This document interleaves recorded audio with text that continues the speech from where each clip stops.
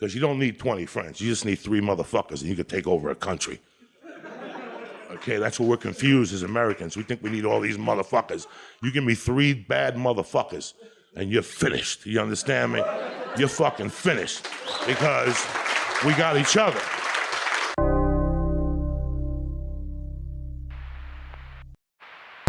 Beyond Wednesdays, we got the things to do.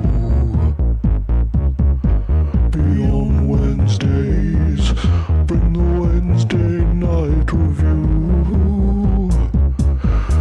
Comics and collectibles, and sometimes comedy too. Yes, it's Beyond Wednesdays, so sit down, what else you gonna do? The following program deals with a controversial subject. The theories expressed are not the only possible interpretation. The viewer is invited to make a judgment based on all available information.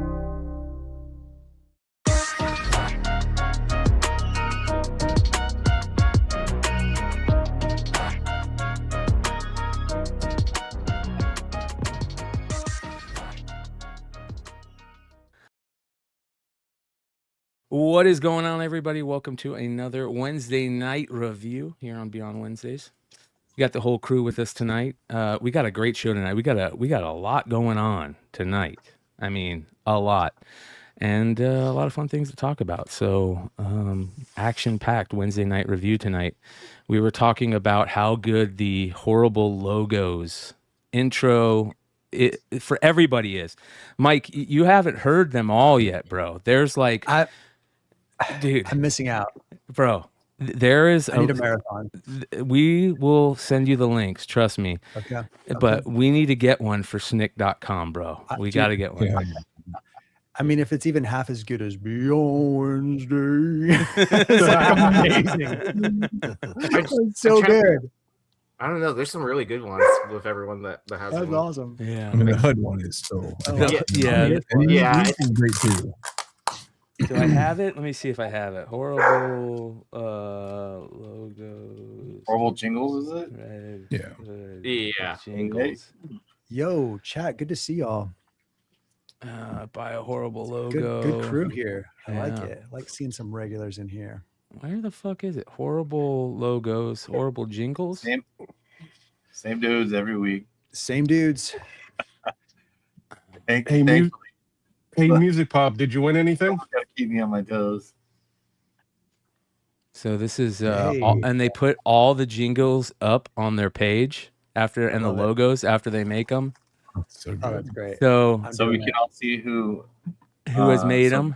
And there's a lot of comic guys. Look, Hive, Hot House of Stein, obviously. Yeah. Right? I mean, let's go. Dude, hold on. If you show, or we'll get to Rabbit, Wanted. There goes mine. Oh, there you are, right there. All right, listen to Red Hoods, bro. This is fucking. All right. Let's hear this banger. Red Hood, his catchphrase is mama. Red Hood, he reads comics cause he likes the drama. Hood, he likes to ride on llamas cause he's Red Hood, Red Hood. Whoa, whoa, yeah. Likes the drama. Not like the drama. That is true. Yeah. So, I mean, there's tons of them, bro, and they're fucking excellent. So, if you guys want to get yourself a horrible logo and a horrible jingle, here's the link in the chat. We had the dude from the Jingles on the show, and it was so funny. He's such a cool dude. Like we have so much in common. It's awesome. Yeah, he would totally fit in with us, guaranteed. Guaranteed. And one of these days when there's a con near him, we got to invite him out for a beer and he can buy his beer with the beer money we gave him. So I love it. Fun. All right.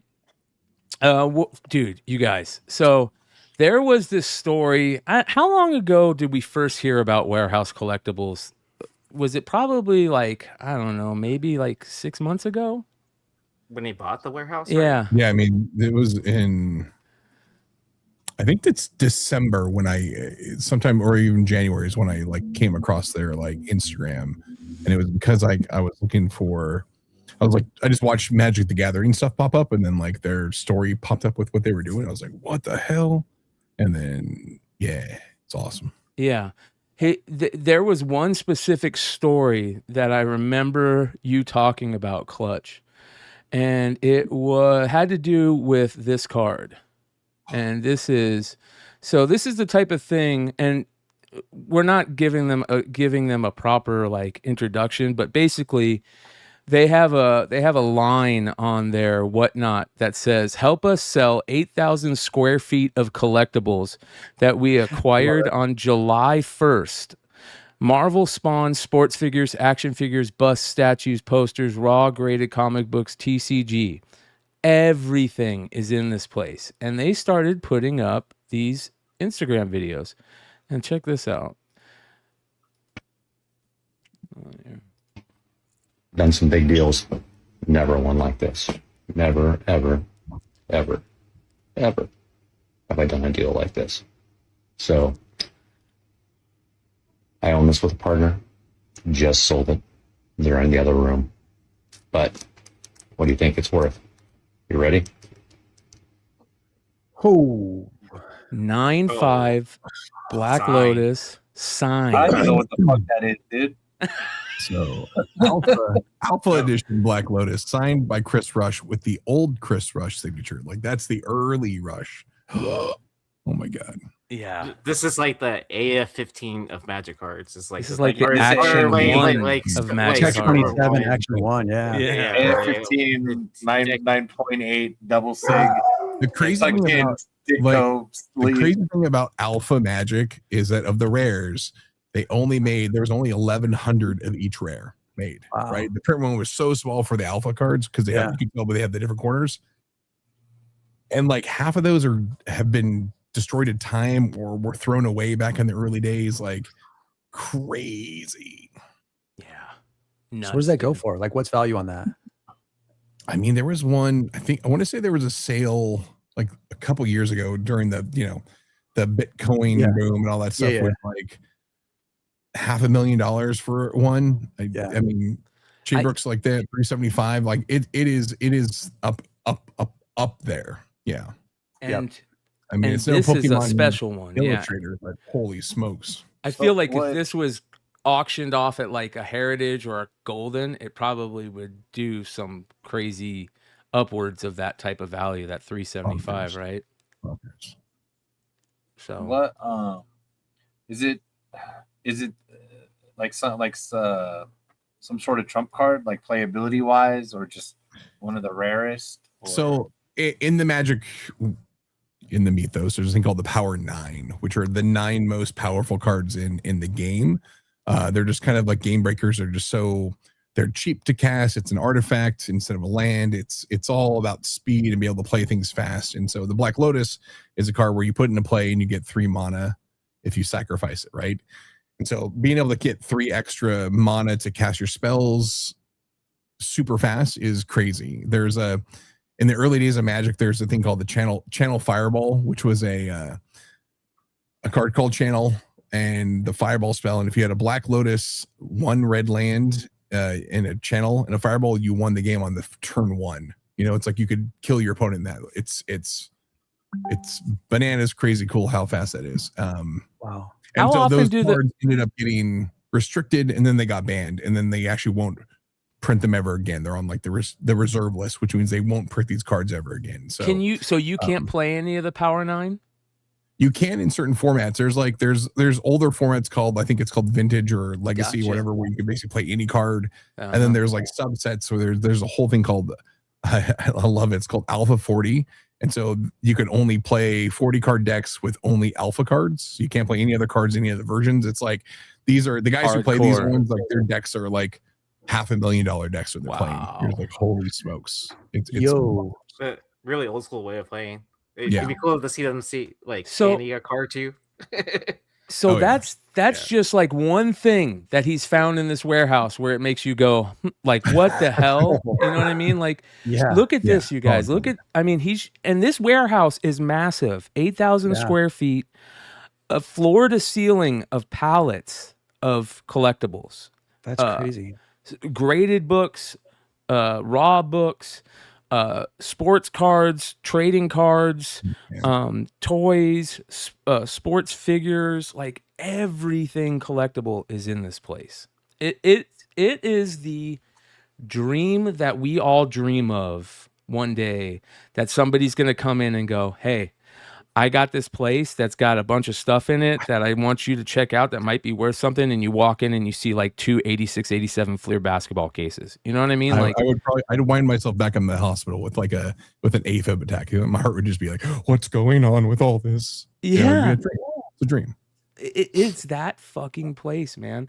And the craziest thing about it that I love the most is that when you hear about them happening, it keeps that dream alive in your head that it can happen. You know what I mean? Like, this will happen again. At some point, we'll hear a story about something of this magnitude being found. But what's really cool, I was gonna say, I'm just waiting for Dennis to pop in real quick and be like, let me tell you what I've got. Just wait a minute. I don't know if you think of you've seen my warehouse yet. Yes. Well, listen, man, that's what I'm saying. Like, they're fucking out there. And the crazy thing about collectibles is, we don't live forever. Yep. And, all kinds of people collect. I mean, I was blown away when I found out that Leonardo DiCaprio was like a massive G.I. Joe and He-Man and Star Wars collector. Like, mint on card, had the greatest stuff, like that you could think. Look at this place. Had the greatest stuff you could think of. And, and he spent all his money doing it. And then people just get tired of it and they sell it, right?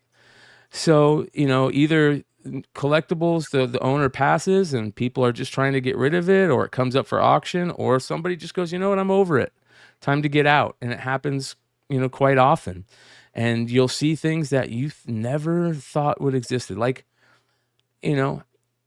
another example that I remember when they found that 7980 OPG hockey wax case, and it sold for some ridiculous money, and then the guy didn't pay, and then it sold for some ridiculously less amount of money, but it was still ridiculous. It's happened. Like the buyer's remorse on that, it was so funny. Like, and he was being interviewed. That shit was crazy. I just want to know who this is. So where was this? Where was this warehouse? I think it's in the Bay Area. The Bay Area? Yeah. Okay. Yeah. Well, we're about to find out. He's going to join us in a little bit here. Yeah. I wanna hear the story. Yeah, which is really, really fucking cool. He's going to hang out for a little bit. Yeah. I mean, James was on here a couple months back and talking about, like, because these guys do they do whatnot shows every week. I think it's on Tuesdays or Wednesdays. Actually, they do two days a week now. And James was talking to me. He's like, dude, James was going on there buying, they would sell the dealer packs from, when you get 20 and you put them in a golden age bag or whatever, and you put them up there, and they would sell these packs on their streams. Like, it's this is the one. Look at this. This is crazy. For Tuesday's bulk comic book sale, if you haven't been to these shows before, it's where we take these packs. So it's going to be all the same book in here. Usually 5 to 10 books per pack. We did buy out a few warehouses from a dealer that did a whole lot back in the 1990s. And so they packed these in these distributor packs. So they sold them to other dealers, or they took them to shows. But these are all packs, all with the same book in them. So here you go. Here's it's like a 5-pack of that Wolverine. They're all 5 exactly the same.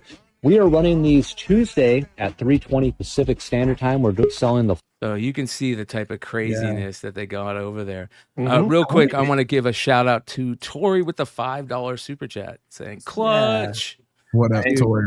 By the way, if you guys need autos for any celeb out there, hit up Twin City Collectibles. Tori is man. He's about to do a rebrand actually. I've been trying to get him to do. We were going over names for his new company. He's trying to figure out like what's a good like autograph authentication thing, and I was like, you need to. Tori's bald, and I said you should be Baldo Autos, the cleanest autos in the game. Wow. He didn't I like it. one. I like it. No. It's memorable though. It is memorable. It is I mean, memorable. that's the most important thing. If you can remember it and there's a face to the name, like boom, it's Boom. done. Yeah.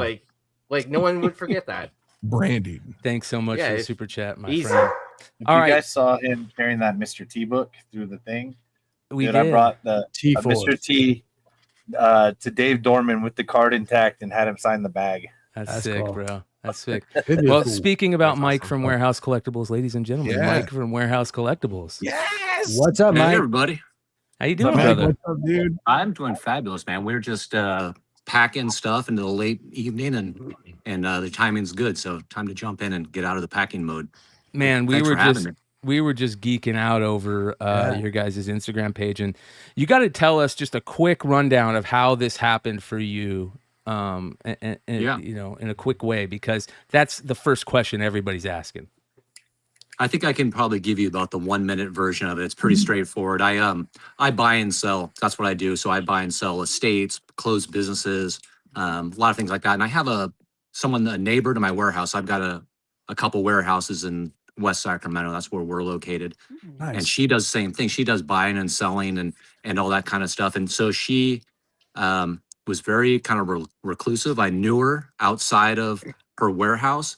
One day she came up to me and said, you know, hey, Mike, I really want to retire. I need help selling my warehouse. I said, well, what's in your warehouse? And then she opened up, and what was behind door number 1 completely blew my mind. And she had 3 warehouses full of stuff. And so I started this whole process trying to help her broker a sale and trying to kind of put it out in the world, see if anybody was interested, and got a lot of the, oh, nobody wants 90s stuff. You know, your stuff isn't worth anything. I got some lowball offers. And then my buddy Earl, who's my partner in this business, owns a brewery here locally. He said, you know what, why are you trying to, he was helping me broker too. He had some friends that were interested. He said, well, why are we going to let somebody else do this? This is too much fun to let somebody else have it. Let's buy it. And so we Cheers gave to her Earl. her full asking. Yeah, Earl, you know what? I couldn't have done it all by myself. Earl and I are vastly different people. I don't think either one of us would have been successful on our own doing this. But yeah, so we gave her asking price. You know, her and I came up with a price together. Everybody poo-pooed the price and tried to, you know, offer half. And I said, you know, screw it. I see what's there. And here we are. We bought her out and haven't looked back. And you guys have been going steady on live selling apps, and it's kind of the best part about, and I talk about this about live selling all the time. There's ways where it becomes more than just a transaction. It's almost content. And there are so many people that just watch your live selling just to watch it. Like, oh my God, what is he going to show next? What has he got next in this warehouse? Because it's fucking everything, man. I mean, you name it that's collectible, it seems like it's in there, right? Yeah, I mean, there's comics, there's you know, raw. There's raw comics, there's graded comics, there's some cards, there's toys and action figures. We think we started with about 100,000 toys and action figures, probably about 1 million comics, maybe 6,000 or 7,000 graded comics. And there's little surprises around, you know, we're finding signed stuff all over the place. They just mixed it all together. And yeah, there's a little bit of everything. And that is one way of saying it. There's definitely a nice mix of stuff. The action figures, a lot of them are meant on cards. Was she a buyer? I mean, did she have a bunch of partners? Well, who was she, like? Who was she? Was she just a collector, a buyer? I'll tell you. I'll give you the very brief rundown on her. Yeah. So she had a partner that they did it together. He passed away about a year before we bought it, and she had what she had done. She was a auction seller, and so she was, you know, fixed prices on an auction site on eBay. And so she was selling there, and what she did is during COVID, they jacked all their prices up just because people were paying crazy prices, and they got their prices.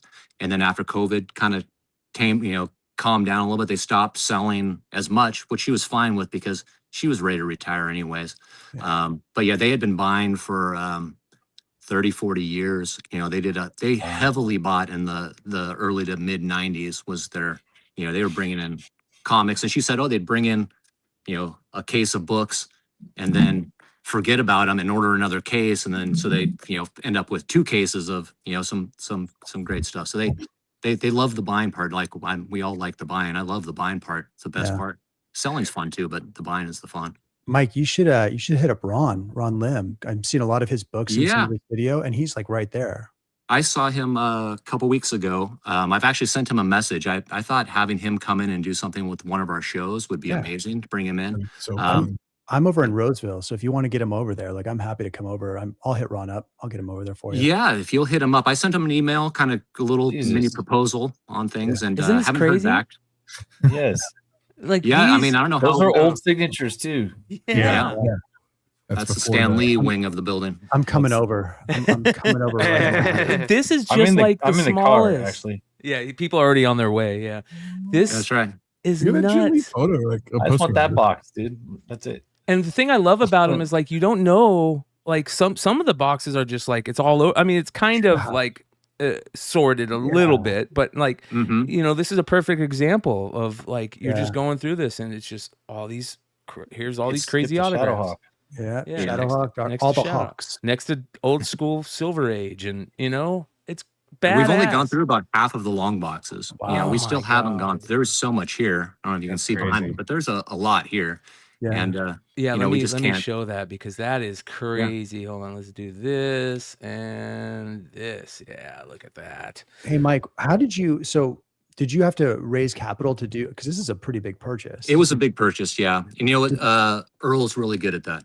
And, you know, Earl brings a bunch of things to the table that I couldn't have done on my own. Yeah. We did some things. We don't talk. The first question everybody asks is how much you pay for it, and you know, you don't have we're to share smarter that. than that to just throw that out in the for world. sure. But yeah, it was a big undertaking. Oh, that's what this one looked like. That first clip there was what this place looked like when we first got it. It was like, yeah, right there, Indiana Jones for sure. Oh my How God, long- this is How our long did it take dream. you to set up? Say that again, Clint. Sorry, I missed that. Sorry, I was gonna say, how long did it take you to set up from once you got like, I mean, look, Got it. I've done warehousing and stuff like that. Racking is crazy. It takes a lot of time. It's Oh my expensive. gosh. Like, oh my gosh, I can't imagine. Like, and then you have to get all the stuff on the pallets and then on the racks. Like, It almost killed us, I tell you. I mean, I'm not a young guy. I'm 53, you know, and you know, Earl's younger than me, and climbing around, installing. We did it all ourselves, and it took us maybe, you know, we were pretty well set up after about 3 months. But there's the second oh no, that's might be this one. There's a second warehouse that we combined to this one. Actually, 3 warehouses we combined all this one. So once we got this one cleaned up and got some racks up and we were able to move some stuff out of the way, then we were able to just slowly work it together. But I mean, we put in our 15-hour days for a long time to get to where we're at. For sure. What else would you rather be doing? I don't know. This is it. dude, Not nothing. much. This is Yeah. a lot of our dreams right here, man. I'll play with Congratulations. comics all day, but this looks way better. Yeah. Look at that, man. Look how many. You that's could just see crazy. cases like toy cases, and then you know long boxes, and then it looks like diamond boxes in one end, and then cases of trading cards. It's fucking everything, and it. This is gonna take the rest of your life to sell all this, man. This is crazy. Well, This is we've like- already I don't know. It seen may. like We'll him see. hit the jackpot in a couple of things. Like those magic cards were fucking phenomenal. I lost audio. Are you guys there? Yeah, Yeah, yeah. we're Can you here. hear us? Check. Check. All right, let me tell him. I'll tell him to come back. Let's see here. Let me kick him and have him come back. All right, we'll have him come back. There we go.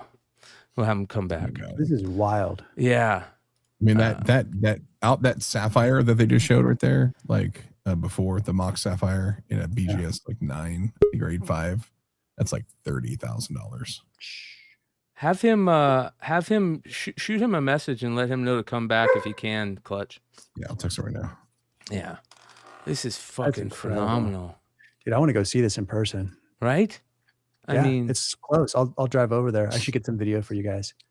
this is Dang fantastic. it. I was just about to ask him if he was hiring. Yeah. Yeah, this is amazing. I mean, look at these. These are all trading cards right here. Just Yeah. like Spawn, Marvel, old school Impel. That's Just cool. You got the cases of Star it. Wars and Star Trek trading card games. Like, Yeah. it's really amazing. All Wild. right. There you are. I'm back. It booted me. Yeah. Sorry about that. It's best, That's okay. easiest way to fix that issue. We're looking at you going through the trading card. Yep. The probably one of the many trading card sections, but this is just look at this. I mean, unreal. There wasn't as much of that as we, there was a lot. Don't get me wrong. There is a lot of that kind of stuff. There's not a ton, but there's enough to keep it interesting. There's some early, 80s Topps baseball boxes, which I personally dig, in the football stuff, like 81, 82. Oh wow, bro! Some great years. So, Mike, this is we were talking about this before the show. So my dream has always been, I started out collecting like Garbage Pail Kids and sports cards, and then to comics, right? And so like the sports cards, my dream is like to walk into a situation like you did with like, the old Garbage Pail Kids or the old 81 Topps football, like you're saying, the 86, 87 Fleer basketball boxes. Like, how is that ever going to happen? Like, is that going to happen? And you have shown it's fucking possible, man. So it's out there still. You just got to, people reach out to me all the time for weird collections. This just happens to be the largest, not so weird collection that I've been involved in. But yeah, that stuff is still out there. It's getting harder and harder to find, but I'm sure you guys have seen some things come out of the woodwork over the years. It's fun. Absolutely. Holy smokes. Yeah.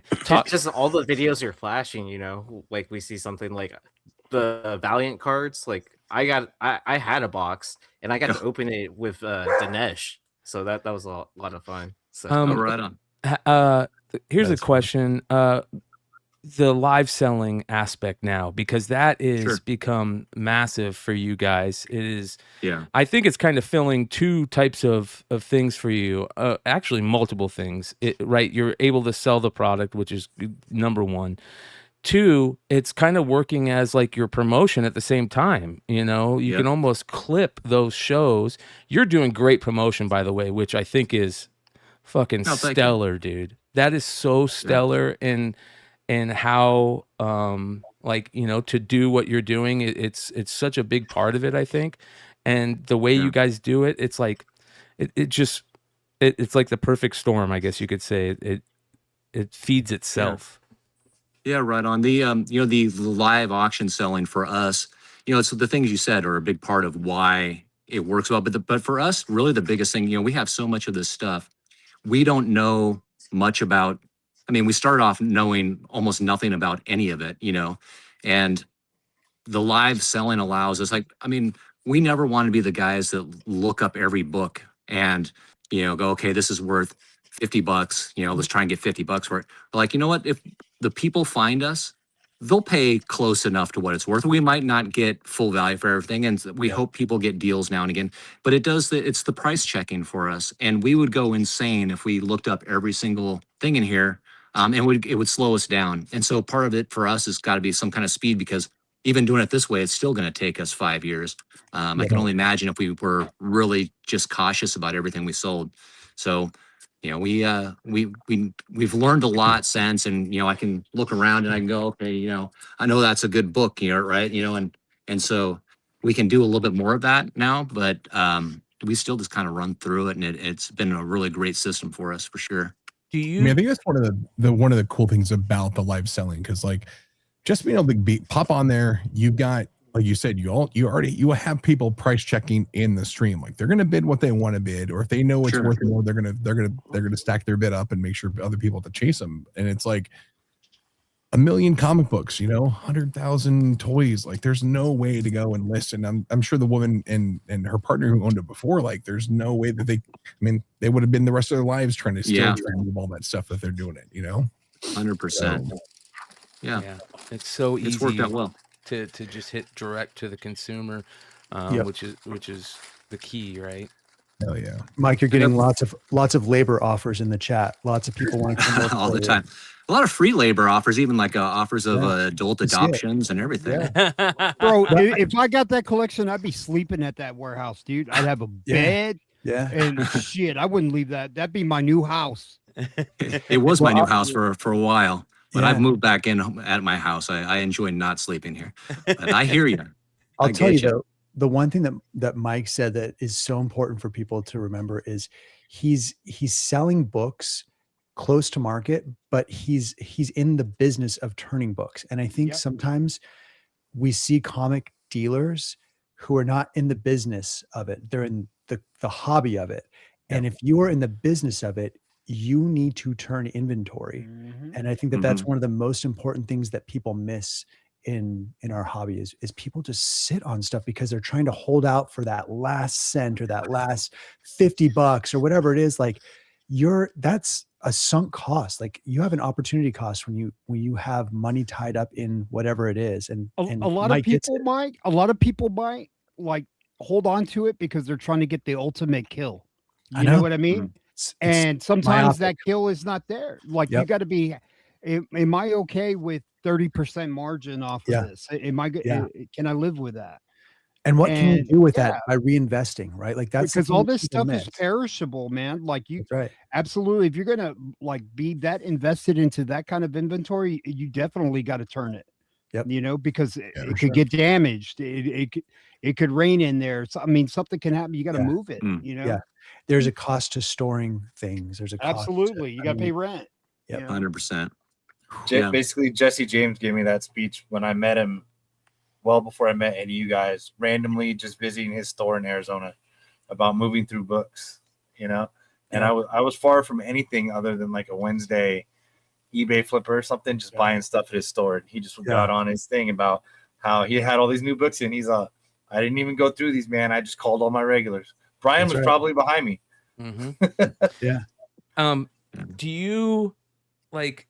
Do you ever think about, I mean, are you guys hiring like help? I mean, or because I see we're you trying. Yeah. So I don't know if you've been to our shows. We have Evie, who's this fabulous behind the camera person working with us. We got Kate working the back room, both of them part-time, but we're, it's one of those tricky situations. Earl and I both have other businesses. Earl's running a brewery. I'm running a, just basically a wholesale business myself. Yeah. So we have these other business when this is taking our time, but it's hard to step away. I mean, we know what we've got here and it's just handing the key to somebody that you're not, it's a process, and so we're working that direction. We do need help and we're definitely working in that direction. So we're trying to let go just a little bit more every day for sure. Man, this is fantastic. And I would love to figure out some way to like I would love to see a documentary made about this, man. Do you guys ever have anybody talking to you about that or maybe thinking about doing something small or? I'd be happy to do that. The right person came along and said, I mean, we thought about doing like a long form YouTube video and talking it through. At the same time, we're also, doing all these auctions every week and selling, like making the time. We got to make time for it. We don't want to rush it. So if someone approached us and they wanted to do, we do have a guy that we've talked to a little bit about it.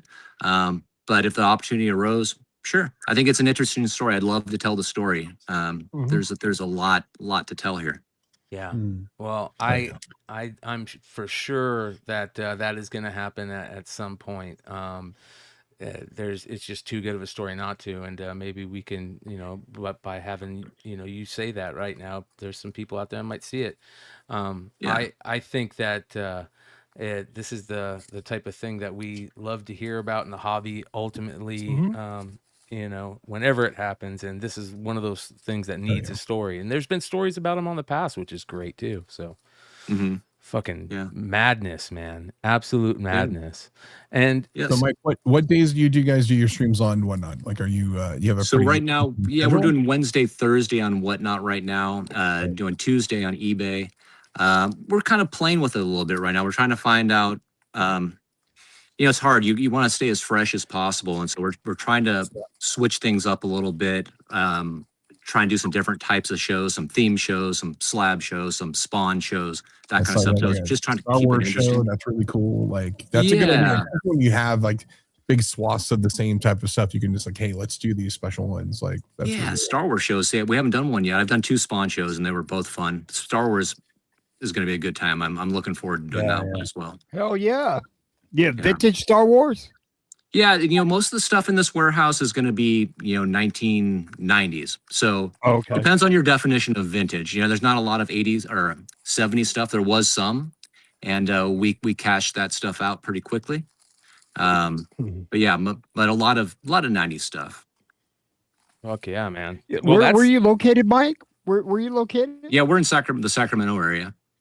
So let all of us go down one day and everybody take a bay and see who could sell out a bay faster than All right. That's actually a fun idea. That is actually a fun idea. I got row 8D. I'm taking it all down. We're selling We'll it fire all up the tonight, barbecue. You guys come on down. Oh, Bro's got a yeah. brewery. He can supply the beer. Hey, Mike, we're already there. We're on our way, brother.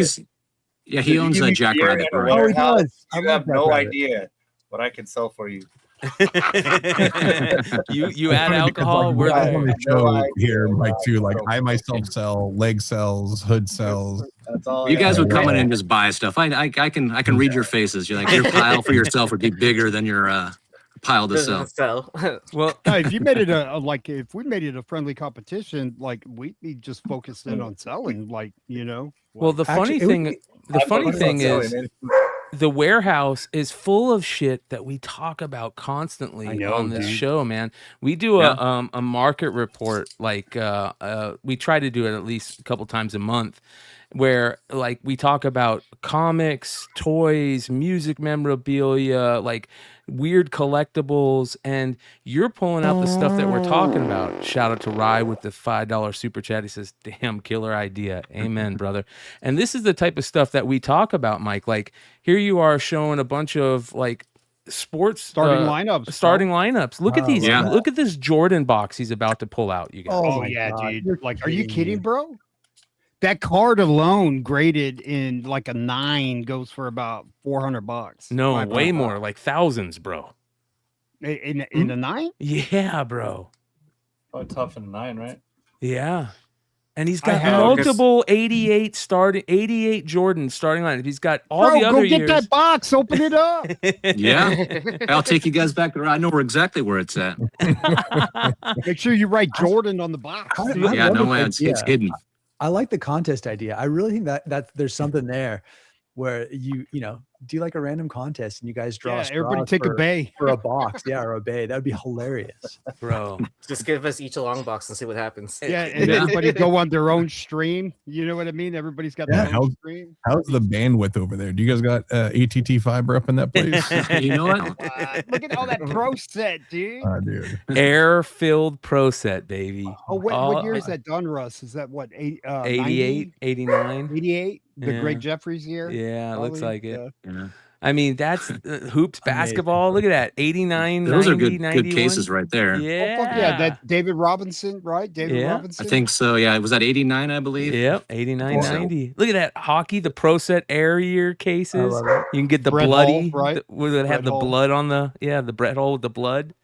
Yeah, man. This is the type of thing that, I mean, it's so much of the stuff when I watch your guys' shows and your sales and your social media, it's like, okay, man, this is the stuff that kills me when he goes real fast through that. It's kind of like Brian going through the market report. I'm like, hey, slow down, bro. Let me marinate on this. You found any homies figures or muscles or old school toys like that? Not really anything like that. No, nothing. No homies. I'm hoping to find some homies. That's right from about that era, right? Yeah. 90s. Yeah. That would be I think sweet. they bought a lot of what they liked, and so I'm not sure that they were big homies fans. I don't get that vibe. This is great, man. We someone was asking what you sold before comics. What do we need to know? What's the dirty secret? We want to see where the bodies are buried. So you said what I sold before comics? Someone was asking. Yeah, so I was I buy closed businesses, I buy estates. I'll buy storage lockers too when there's not something better on there, going around out there. And I've bought multiple sporting goods stores, and I'm moving mass inventory and unfortunately holding mass inventory at the same time. Yeah. Now that I'm over here, it takes all my time. But with the live sales now, I mean, that's what an amazing avenue to just kind of pop up now. That is perfect for you. I mean, 100%. Where else can you move that kind of volume in such a short amount of time, right? If you're not trying to hold out for that last penny, you can move a lot of volume and make a lot of people happy and get the stuff out the door. And we're still hoping that there's going to be something else after this, whether it's comics or something else. we're always looking for the next thing, and we can't go to the next thing until this one's, Great we create point. some more space in here. Yeah. That's a Well, great we'll help point, you dude. move it quicker than to get on the next one soon. Yeah. Yeah, How many bays are occupied? How many do you have empty? Yeah, I mean, I don't know. Do you want me to take you guys for the tour? Oh, Absolutely, yeah. Mike. Are you You thought I'd kidding? never ask, right? Hey, bro, this is Beyond Wednesdays, bro. This is the exclusive tour, man. Yeah. Look So at here you this. go. So three stories or 3 levels on this side. Wow. These are all graded books right here, all the way down. I'm claiming that rotocell. And then we got, I mean, there's toys all along here. We haven't even gone through those long boxes right there. So none of those have even been touched. Those are just eat Those right there, I started to go through live on one of our streams right there, and I started finding some killer shit in there. That one hasn't been gone through. So there's a lot of that kind of stuff. Pallets. Pallets and pallets. Yeah. So I'm weaving through some stuff here, but yeah, I mean, there's lots of, cases of stuff in here. Some, the full cases are going to be the kind of junkier stuff. If there's a lot of it, it's going to be your Magnus 24. There's a 200 case. So if you guys want to make me an offer on, Magnus 24, I got you. Only number 12. Yeah. And then there's this whole aisle over here as well. Oh, Jesus Christ. So like a lot of statues and stuff like that. But yeah, this is stuff we pull down. We've been sorting through. The trick is we don't really have, we don't have a huge sorting area, so you have to take it down, put it back up before we can go to the next thing. We've gone through a bunch of these books here. There's a couple full pallets of Valiant up there for if you guys want to make an offer. So yeah, toys all. Someone was saying something about some Power Rangers. There's our Power Ranger toy section. Look at that. Bro, I think you have entered the Holy Land, bro. Like, Jesus Christ. Like, I hear spiritual music in the background, do you? I think also that's one special thing about Mike, you and Earl, and the fact that like you guys aren't, I'm going to say this properly, you guys aren't burdened by the bug that we have in terms of just 100%. Like, I'm a collector, like I want to hold on to these things. Like I look around, it's like you're just saying, hey, no, like you understand like the coolness of it and how unique it is, but also like you got to move it. It's just not going to sit there. And like Mike was saying too earlier with the thing about people, dealers sometimes be like, if I don't get $107 for it, I won't say $99 for it because I need that extra $7 because I know that's what it's worth. It's like, dude, like if I can do in live sales, and Leg and I talk about it all the time, the fact that like when we do a live show, I can move in 2 hours, sometimes like what a store will make in a week, like a comic shop in a week. I can do that in 2 to 3 hours. Like 100%. That's a crazy thing. And it's like, you gotta move through stuff. And like, you don't want to be saddled with this product to the days, the woman or partner died, that's crazy. I mean, right. Shoot, as long as I got you, I'll show you a good example of what exactly you're talking about. So the stuff in here obviously is cool as hell. And we love cool stuff, whether it's a comic book or it's, for me, an old beer can. Like old cool stuff is all over the place. But if I had to have, this is all our ASM right here. Claim. There's pile. I mean, they're everywhere. And so if I would love to be a ASM collector, but we got to move through this. Like there you go. There's a, that's a signed Stan Lee right there. So if I cared, so we came into this thing consciously going like, you know what, we cannot care about this stuff. We can't get attached to it. And we agreed that we're going to have a joint Hulk collection. We're like, you know what, we're going to collect Hulk. We're going to keep one of every Hulk we find. And we've got a killer Hulk collection. Oh, yeah. And then our last show, probably on one of these live things, will probably be a Hulk sale. So, we can't, we're trying not to be, we're trying not to get attached to this stuff. It's really hard. Every once in a while, something, falls to the side, and we each have a Spider-Man 300 graded book. We each have, we have a, New Mutants 98. But other than that, we really haven't saved anything other than the Hulks that are still here and that will probably be a future show for us. So I That's got to awesome. ask you, what do you collect? Is there anything that you collect? Like, what is there anything that you search out that you Yeah. will spend money on? I've been a collector all my life. I collect. I've always collected, but I'm a vintage beer collector. I've always been old beer cans, old beer signs. Just I like the 1930s to 1950s Hell old beer yeah. stuff. But anything cool though. I mean, I could give you guys another tour of the Mike Wilbur collection, my personal warehouse, and it is full of killer stuff, old military stuff, old carnival stuff, everything. So I'm a less of a buyer and trying to be more of a seller these days. But anything that's cool, and I've got a lot of cool stuff. Shoot, I'll go to the scrapyard and I'll pull stuff out of the scrap pile. I mean, I like just cool stuff.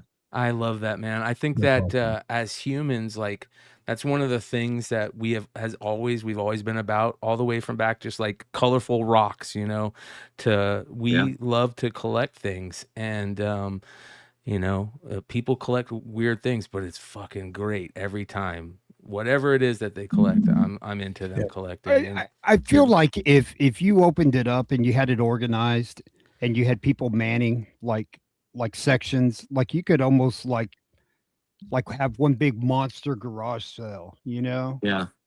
And we're not quite at the garage sale phase of things. We yeah. are getting decent money for stuff now.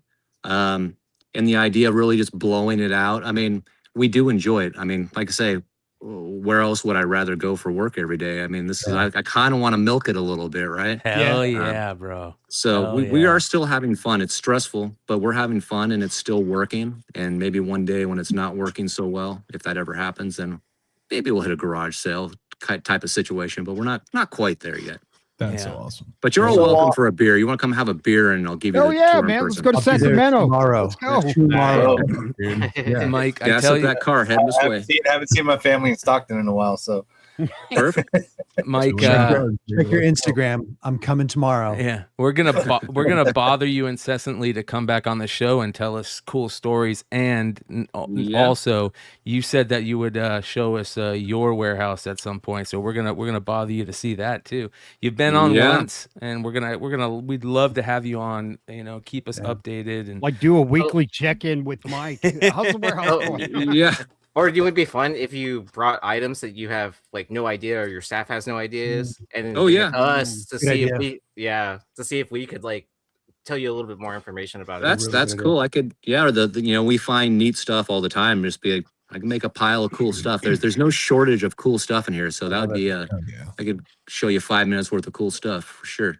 Yeah. do you even have grading like in consideration for any of the cards or rare comics? Do you think that might be high grade or like the family autographs getting JSA certified or something like that? Absolutely. I mean, we have thought about that. For us, the whole grading side is kind of new. And, for me personally, thinking one of the things that's hard to convey to people about our warehouse's stuff is, and it just is what it is, but our stuff is pretty high grade. It came here and it stayed here from the time it was made. So when they went through these cases, the woman told us, we went through the case, we took out anything that wasn't perfect, what we consider perfect, we sent it back, and we kept everything else. And so it's been here ever since.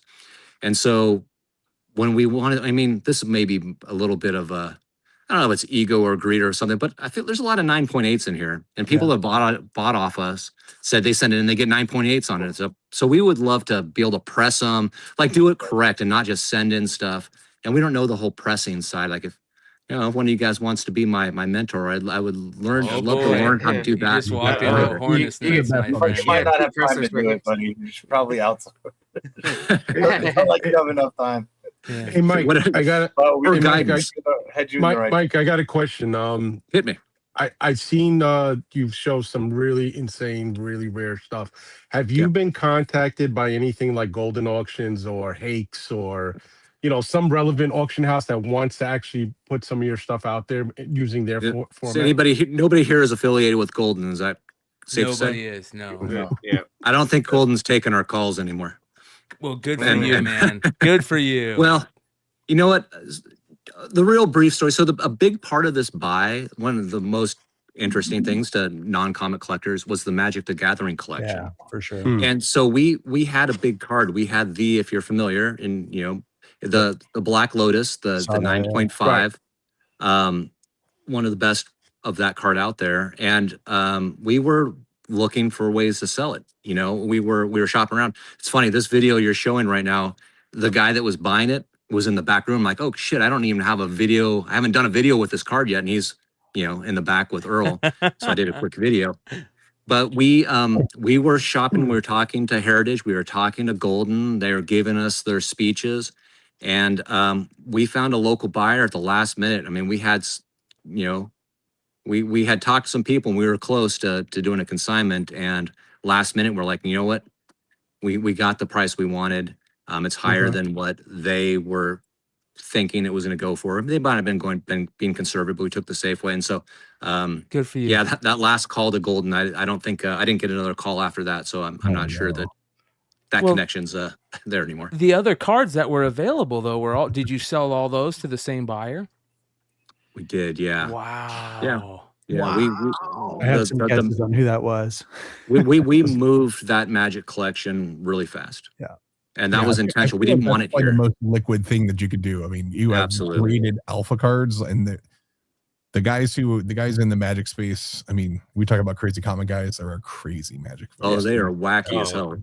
Insane. Yeah. And there's some local here, so there's a handful of really big buyers and spenders here.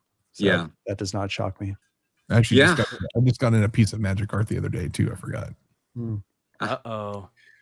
Well, the Magic, the collectibles industry in general, there's so much money coming into it right now. I mean, we're seeing like in the Pokemon world, the sports card world, the comic world, like there is money that is flowing, especially for these big dollar items. But there's also money flowing for just anybody that can just go on a live selling app, which makes the live selling apps are so great that, you know, things like this can be sold on, and they're selling this type of stuff on these live selling apps. You know, I talked about the Jackie Robinson PSA card that somebody sold on Whatnot the other day for like $70,000 in an auction. I was like, holy cow! That went super cheap. Yeah.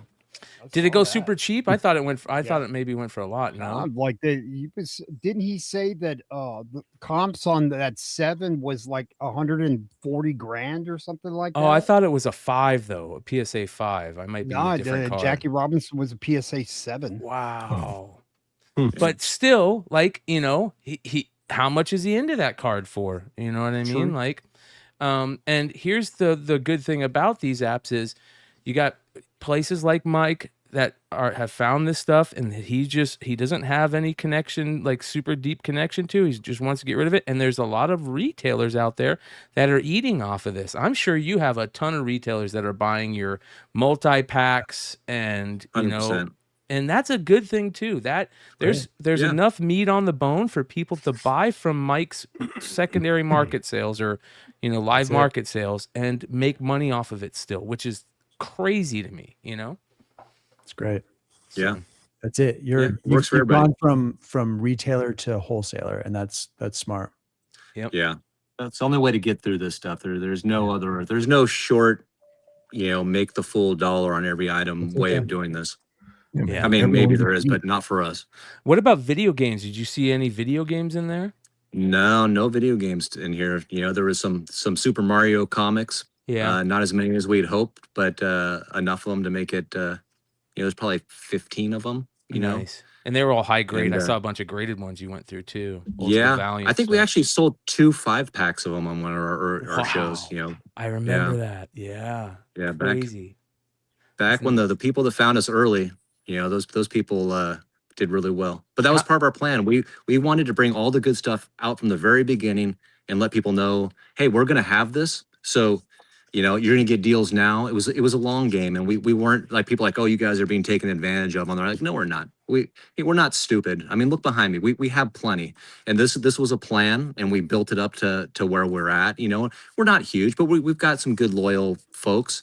We've probably maxed out a few credit cards, and you know, so they come back, and that was always our plan. You know, make sure people get some deals, make sure we put some good stuff out there, not just sell the junk that can't be sold on eBay. And you know, because that's what a lot of sellers do, right? They sell the garbage. You know what else? Sell the good stuff too. What else I think that's very that works for you guys is you're likable, bro. Like, thank you. You have to have, like, in this world where especially the live selling app, where like you can help your sale if you're just a likable, charismatic, cool cat that, you know, people will be like, okay, I'm just gonna hang out with him for the night, or you know, whenever he's on, I'll jump on because I actually like him, and he's into you know, he's selling some of the shit I want. But that's the other thing, is that people are spending money with people who they like, if that makes sense. Be a good hang. Yep. Yep. Be a Yeah, good I hang. appreciate that. Yeah, there are a lot of people that do. We are familiar with people that just come and they never bought anything off us, but they just like watching the shows. And so that's great. You know, whatever works for you. We're just happy to have the folks there. Well, we can't thank you enough for hanging out with us tonight, man. We're gonna, like I said, we would love to have you on, you know, Sure.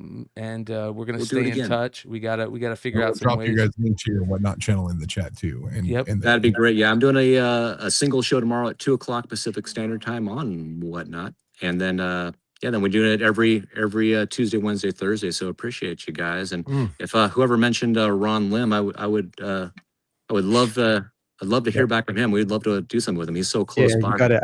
I sent you a direct message on Instagram. Awesome. All right, cool. I'm also driving up for that. So whenever that happens, let me know. Absolutely. You are invited. Mike, I thanks so much for hanging with us, man. And we appreciate what you're doing, and we'll be in touch, bro. Awesome. All right, guys. All right, Catch you later. Later, brother. Good meeting you all. Have a good one. Good dude right there, man. We've been that was awesome, dude. Are you Yeah, that's kidding? cool. Hey? That's Shit, fun. I didn't bro. realize. I didn't really. I kind of heard about that stuff going on. I haven't really watched too many of the shows. You know, I didn't know how much to look into, but yeah. Yeah, the shows are awesome. And Mike, the right guy kind of found it, kind of. Yeah, I think so. Because all that shit's gonna hit the public. It's pretty much gonna be sold. So we're gonna see it all. Like I get caught up in my own office, digging through books that I've known have been in which boxes for so many years. I know. Right? I know what's in this box. I'm looking through it again to see if something is randomly in this box and wasting my own time. And that's in here, right? Bro, And he had all those a little comics bit that he said he smaller hadn't than that gone through warehouse. yet, bro. Yeah, he hadn't gone through the comics, right? Bro, I want to be like, what are the top shelves? No, like he's What are teasing those us. Yeah, you giant see all those boxes on boxes? top I haven't had a They're chance not to all go through Turok, that. dude. They're not all Magnus Robot Fighter. They're not all Valiant Bro, Drama. he's got some fucking AF-15s up there. Somebody tackle him, dude. Honestly, like that's Somebody a hit the full-time good presser shit. job. He needs a full-time presser over there. I That's can a read. lot. I can read. Right? I can't climb that well, man. Get me up there. What are you talking about? He had that forklift right behind him. Yeah. He's gonna get Dude, your he had a step forklift ladder. lifter I up. was like, get on the stairs, get one box down. Let's see what's in it. Go Gadget Arms. Get him Let's back go get your on. forklift Get him, tell him license, to go you know? get one of No, those he boxes. definitely should not let us in there. It would be no help whatsoever. Yeah, Zero. None help. of us Like little should kids, like ever go 4-year-old. into that place because they would have to like call the cops to get us to pry us out Yeah, of that no place. shit. We'd be like, Hey, Clutch, look what I like, found. hey, what if you had a credit card at Toys R Us when you were 4? That'd be get us out of the building, dude. All right. So That's actually a smart thing. They would have to run your card as you enter the warehouse. They It's swipe like it. Amazon It's like, shopping. it's like Right? a whole- you get to What's the your hotel, limit? your resident here. It's like, all right, we're gonna incidental charge, but for like 15K. So like, all right, we got you covered. So Well, what's one even of worse the is he offered beers too to us. yeah, Oh, Dude, yeah. and that's a great You get me brewery, by the drinking way. in there, it's It's over, really man. good. Yeah, Jackrabbit's really cool. IPAs Legit and long good. boxes, man. I'm staying a week. And barbecue. He said he'd fire up the barbecue. Like Let's go. Oh yeah, I'm from Texas. We love, I'm we love our there, barbecue. man. Yeah. so You ain't lying, Brian. That's like a dream. it dude. is, Yeah. bro. Like, It's a dream, dude. I would be a fucking asshole if I found a collection like that. dude. Like, yeah, As I got opposed that. to what? You got that? I got that. Like, Dude, I'm calling all the lady deaths right now. So a week ago, I think it was a week ago. Yeah, it was a week ago. I talked about this book on the channel. oh, John Royal. John Royal cover, Lady Mechanica. You guys know we're huge Lady Mechanica fans over. Mama. Well, actually, it's Lady Mechanica. You gotta let's hear the new Mama. Overload. Mama. That's my new one. Mama Robot Mama. overload. So Overload, Mama. this is absolutely just gorgeous, and we got news of a new Lady Mechanica series that's getting ready to drop. So we had to hit up the guy himself, ladies and gentlemen. Joe Benitez is joining us. All right, dude. Ow! What's up, brother? What's up, Joe? Hey, This is pretty what's going fucking. on? This is pretty fucking sweet, man. I've seen. I mean, it's just. I'm stoked that there's just more Lady Mechanica stuff. This needs. Yeah, to me be, too. Right? I mean, this is a big deal, for Lady Mechanica fans, and there is some fucking sweet stuff rolling out with this, man. So, what's the word on this? It's a new story that I'm getting out. I mean, it takes me forever to get these things out, and I'm just glad that I have something new to put out. We're actually in the middle of taking care of some Kickstarter stuff, and yeah, I mean, I got word that the book. I guess the pre-orders are due on the 13th of this month, I believe. On Monday. So this is a new miniseries Image coming out. Right, correct. Awesome, dude. Hell yeah. Look at this. I mean, such a great character. Everything, the story, like great for artists. Like it is. It's just fucking cool shit, and it's been around for a long time. We've talked about this. We've had you on, other times we've had you on, we've geeked out over it about, how some of those early Lady Mechanica books are a lot of our grails, and there's some really rare shit out there. But now we're starting to see this thing which is kind of cool, where these Image books are taking off again, and we got a new #1 showing up at Image, and I'm just like, okay. Let's see some dork love on this. Let's see some, some white sky love on this. Let's see some. Yeah. Fuck yeah, man. Let's get some new fans. I would love that. I mean, we're always getting newer fans hitting me up or hitting us up, and it's like it's really cool to see how far the books have reached. I mean. Yeah, I've got international fans that pop up here and there, and it's just like it's I mean it's more people are discovering her for the first time, and I'm happy with that. Yeah. It helps us pay the bills. Yeah, and then we're seeing these great. Exclusive variant covers, and you're an artist yourself, and like it's pretty amazing to see some of the art. And I've seen a couple other covers. They're really. I think we have 4 different ones that once they pop up, they're really nice. I don't know if I'm supposed to say this, but I'm just gonna say it because they were so good. I saw a Sora Song cover. That is fucking. She's got 2 of them. Yeah, they're really, really pretty. Yeah. Oh my gosh. And I would love to, when those hit, figure out a way to get her to come on and talk about them too. But because we got to hang out and meet her in Orlando during MegaCon, and she was just great. Her and Brett, I believe, right? Right. Just great people, and it was kind of like synchronicity, man. We were talking about Lady Mechanica, and we saw this. All of a sudden, we see this John Royal cover. I hear about the Sora Song stuff. I'm like, oh, we were just hanging out with it. So it's like feels like this is meant to be talked about over here right now. It's synchronicity follows us, and I also saw. I don't know if this got announced, but I'm just gonna say it anyways. I saw maybe there might be a Shikari cover coming out too. Mm-hmm. Yeah, it's those.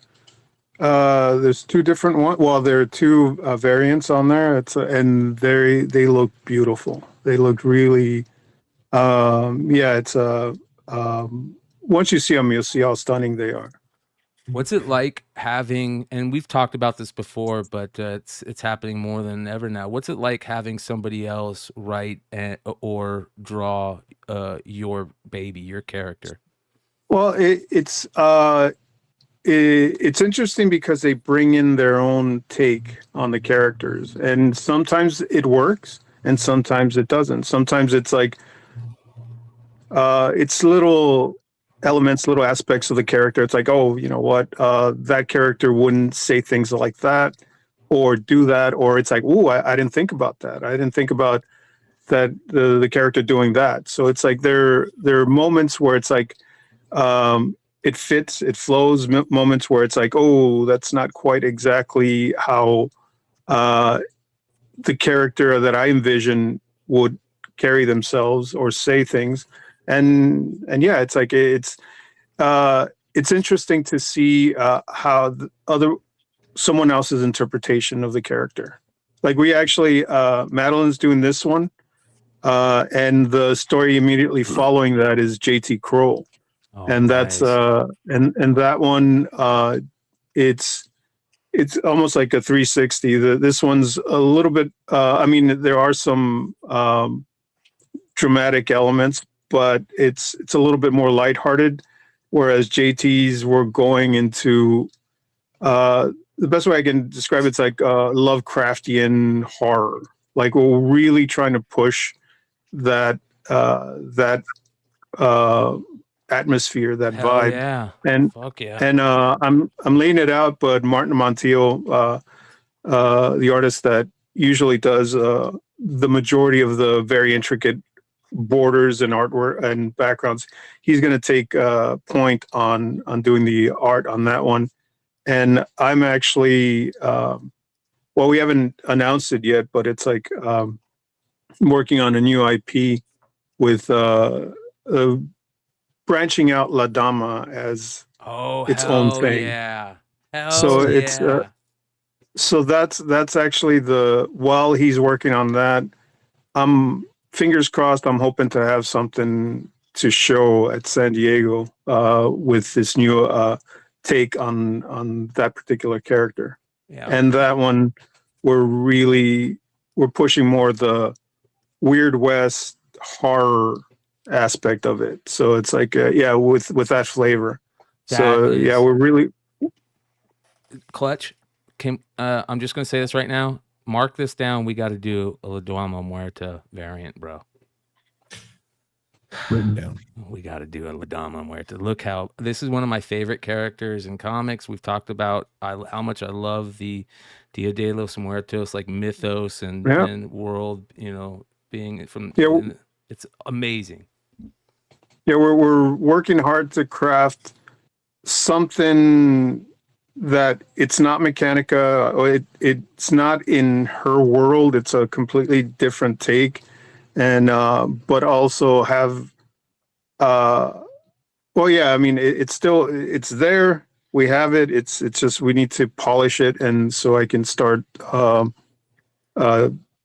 laying it out and getting something out there. But I'm really that's why it's like I'm trying to minimize my con scheduling from now until Comic-Con, because I really want to focus on getting the next arc going and then getting La Dama you know, on its own. That is a crazy thing that we don't think about as collectors and fans very often, you know, about the con, you know, artists that do the con world. And you guys will take breaks every once in a while because of things like this. And we don't ever think like, hey, these guys are also creating these things at the same time. Now, that takes time too. So I've been kind of like, that's come up in quite a few conversations, is like, well, I'm going to take a break because I got to work on the book, or I got to work on, you know, the character, or I got something that else that I'm working on. And, which is very interesting because the con world is a real big moneymaker for creators right now. Yeah, it's for me, it's the prepping to go to the con. We got to get all our merch and the travel, and especially if it's out of town, if it's you know, different state, different country, or whatever. It's the decompressing afterwards. Yes, like it usually takes 2 to 3 days.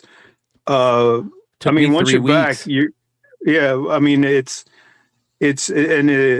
yeah, you're trying to get your head back into the groove, back into work mode, back into creative mode, I should say, because the individual you see at a con isn't the guy that's drawing, and that's actually it feels like at cons I'm more of a salesman. Mm-hmm. You know, I'm more like introducing. A lot of times, it's people don't care about me in particular or my past. They just care about the book. So it's like I'm trying to sell them because they've never heard of me or the character, and they want to know if the visuals catch them. So there's that. You know, you have to be amicable, you have to be upbeat and whatnot. And yeah, I've been told in the past I was someone actually pegged me or said I was. They called me surly guy at early cons because it's like I was, and I go, why? And it's, well, whenever we see you, you're standing there very surly, very upset, or it's like, oh, that's usually because I'm tired or hungover or whatever the case.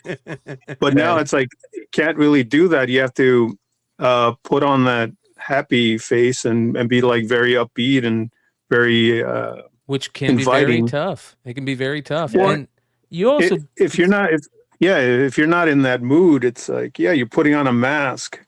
And I think I've told this story before. That was at a show in Colorado, and you know, the show's over, and I had a friend who was helping me out. And as soon as it's over, it's like I'm like in packing mode, like, but I'm not really talking, and I'm just saying, hey, I can do that, can you do? And then she turns to me and she goes, hey, are you upset at me? And I go, what? What do you mean? Well, you went from this really upbeat guy and very personable to like, you seem upset. It's like, oh, no. This is how I feel all the time or during the show. It's just now that it's over, I can be myself. Yeah. And it's like, no, I'm fine. It's just, yeah, these things drain me. They, you know, I'm exhausted right now, and I don't have to put up the act, and it's just time to clean up. It's like, oh, okay. You know, it's like, so, and that when you take it back home, you know, getting back, I feel like that, feel drained, feel like someone just squeezed the life energy right out of my spine. So it takes about a day or two to get, you know, feel like yourself again and start like, okay, let's get to work. Yep. Because, yeah, like staring at a blank page, it's kind of difficult to make something up, you know.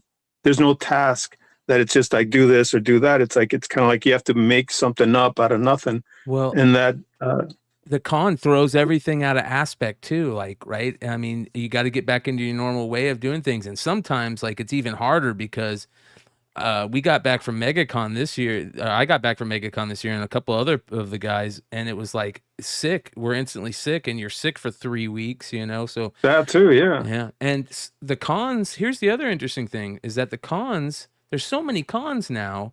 So you have to pick in your places as a creator, which is also interesting because there's times when I see creators going to 3 cons in 3 weekends. You know, it's like, whoa, right? Like that is a lot of crazy. Well, if you got people that focus on fan art, focus on selling prints, focus on doing sketches, and that's a really good gig. I know a handful of talented artists don't necessarily do interiors, but they do cover art, they do pinup art, and they make their living doing commissions. And it's like, that's cool, that's good. But my bread and butter is selling the comic and doing stories. So it's like I haven't done the fan art thing. I haven't like done the print thing. The only prints I sell, the majority are, you know, for my character. Yep. So I don't have that, you know, like that particular fan base. And it's like, yeah, I mean, that is a way to go. I mean, I a few years back that I was actually considering doing that, like dropping the whole storytelling thing and interior work and just, you know, hitting up Marvel, DC, and any other company and doing covers and prints and, you know, trying to get that. It feels like that isn't the best way to go these days, to be honest. And right.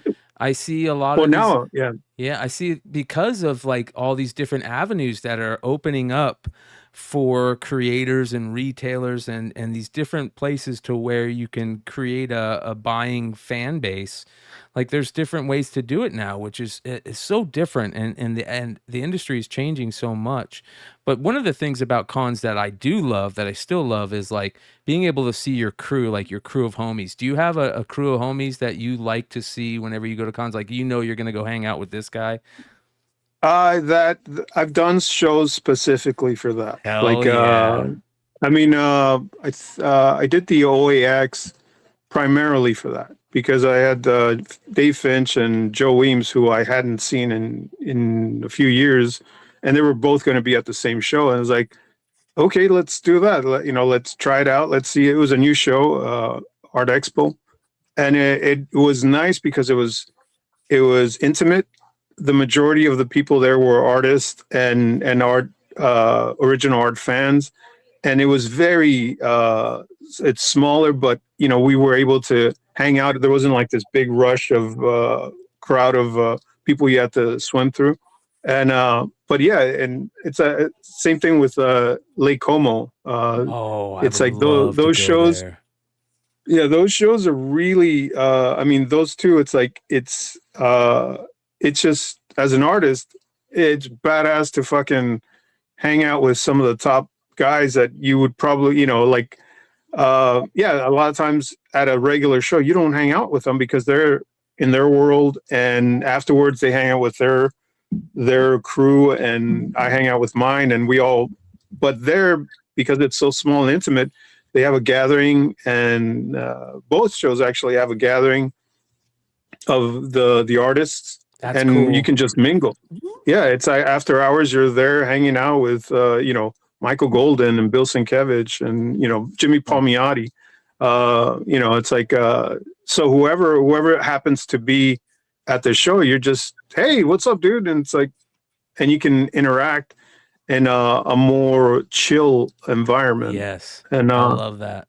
That like, to me is the reason to go, to be honest. That's what I love.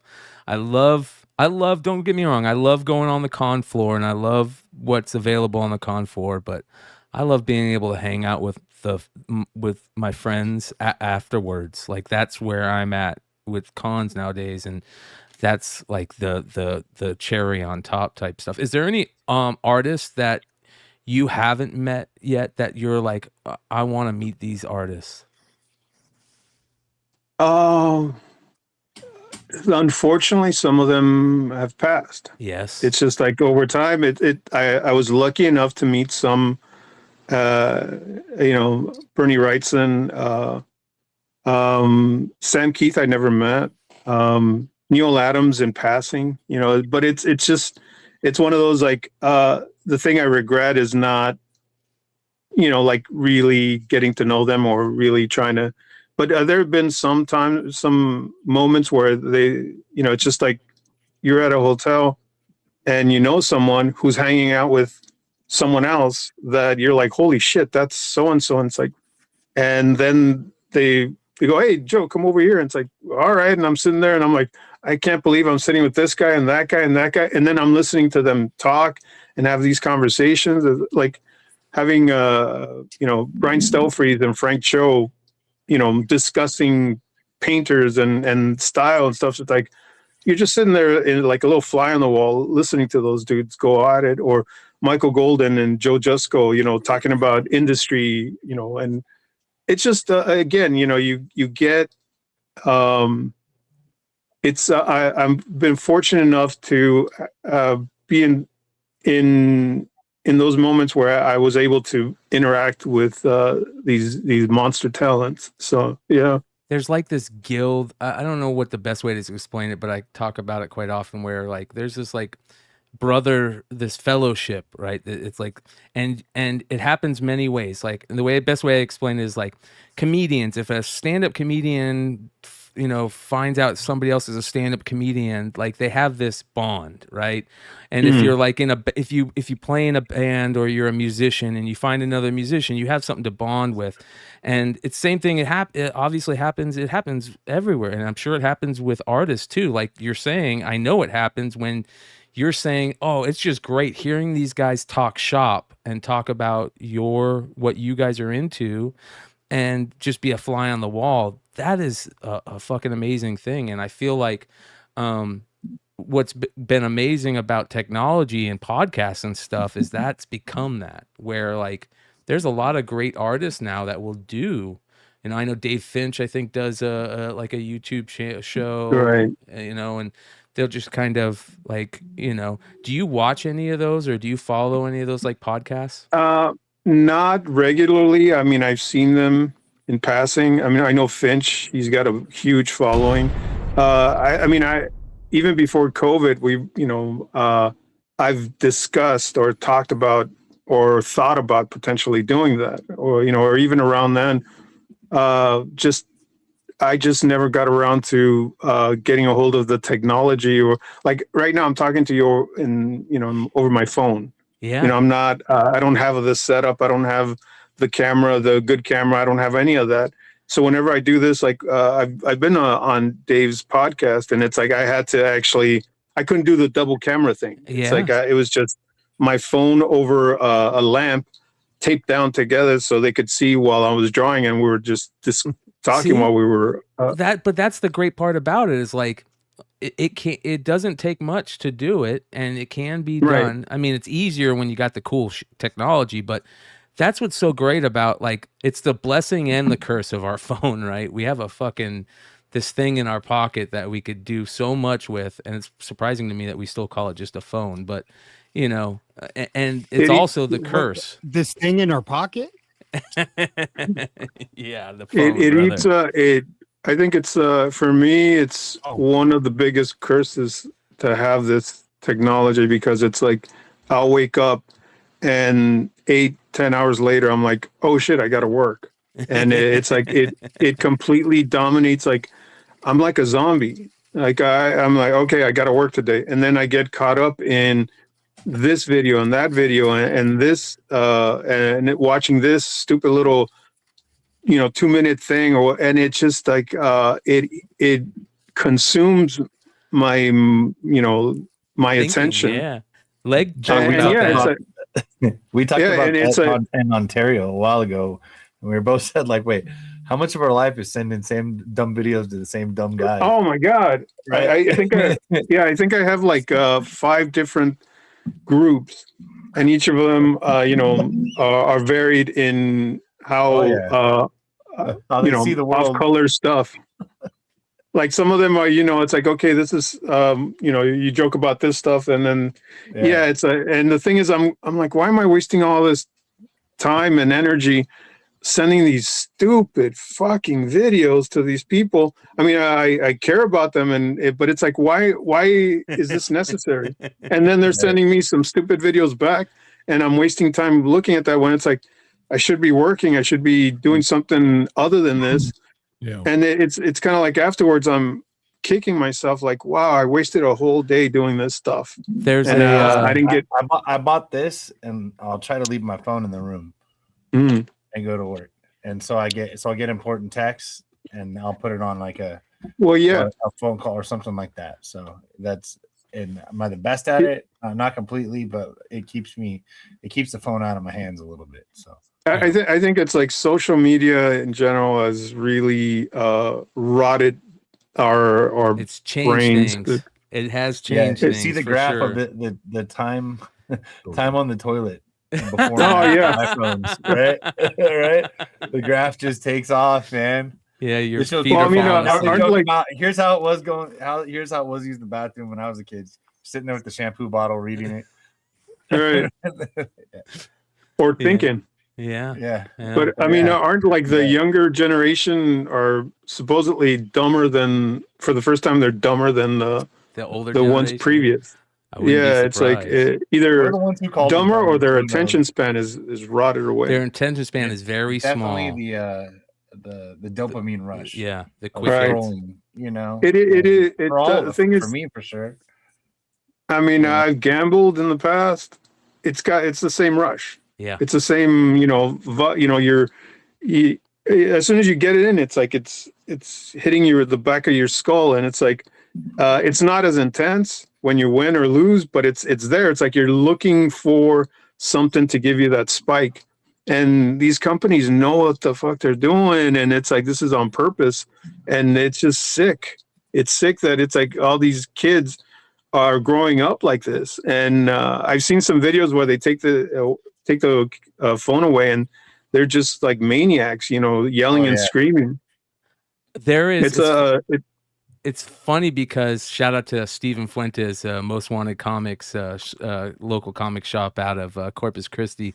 He says he's an '84 baby, and I think that is like he's in the same range as us.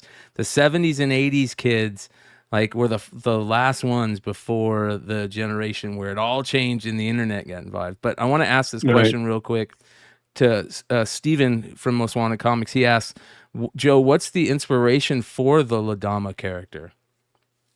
The look itself. I mean, it's just when I was doing Lady Mechanica early on, I wanted to do I was really intrigued by the look, the iconery, the sugar flowers, skull, the feathers, the makeup, but I was very stuck with, and this is what we were at a show in, I think it was Chicago, and I was discussing this with Peter Steigerwald, my colorist at the time, where I was talking about it, how I wanted to do Mechanica in different regions of the world, and I wanted to do a sugar skull, but I wanted to make it historically accurate. I wanted to do the research on when and where it started and all that. And there was a fan that overheard that, and she was getting a commission from Peter. And she's like, "Hey, can you do a sugar skull on?" So as we're talking, that became the first time that Mechanica was done up in that. And then I'm like, wait, I'm doing a make-believe historic. There's no history here. It's I can do whatever I want. And by the time I decided, okay, maybe I got to start doing La Dama stuff or Dia de los Muertos. It's like it was whatchamacallit, right there for you, basically. Well, it was other companies were already doing that, and so I missed the boat on. I missed the boat on jumping on it first because I was too stuck on trying to make it historically correct. But it's like since it's all make believe, now we're the character that we're doing. It has its own history and stuff. So that's the fun stuff about creating these characters is like you can put them in any world you fucking want, and you can have it be historically accurate. You can have it be, just kind of an idea on a historical period or like. Well, yeah. And I think that the Lady Mechanica character is exactly that, obviously, and the La Dama Muerta character is going to be perfect for her own, universe too. So I think that's great. Yeah. And it's going to cause people to want to go back and score all these, different books, which will be super cool for the universe, which I love. I always wondered, and we've probably talked about this before, but I've always wondered, like, why isn't something like Lady Mechanica been optioned yet? Like the idea is has. And it has, but we had two serious options. The first one, we were getting close. We were shopping at the different channels, and unfortunately, the producer or the agent that was championing it, she left the studio that had the option, and the executive, I should say, and as it, I guess, happens whenever someone leaves, the new person doesn't want to take on their old projects, so they dumped it. So they're like, no, well, she's gone. We're not going to follow up. So that was disappointing. But the story that they had was close to what Mechanica, to what we established, but unfortunately, you know, she was gone, so the rights went back to me. And the second option, it didn't fit. I mean, you know, when people say creative differences, it's like I understood it. I mean, from my perspective, I was giving them this character that had its own, you know, life, its own history, its own origins, and what they were giving me was a shell of that character. It wasn't. It's like the attitude, the personality, the characters were. It's just like I was looking at this, going like, this isn't Mechanica. It's not the same world. It's like with Mechanica, we try to do the Star Wars philosophy. It's like do a good story that happens to take place in space and all that. Don't make the space thing the main component. And it's like I got the vibe that they were more interested in the steampunk element instead of the actual characters. Totally. And so it's like, I mean, that's the way we write stories. We write the story first, and then we look at it, where can we steampunk it up, if you will? You know, where can we add steampunk elements?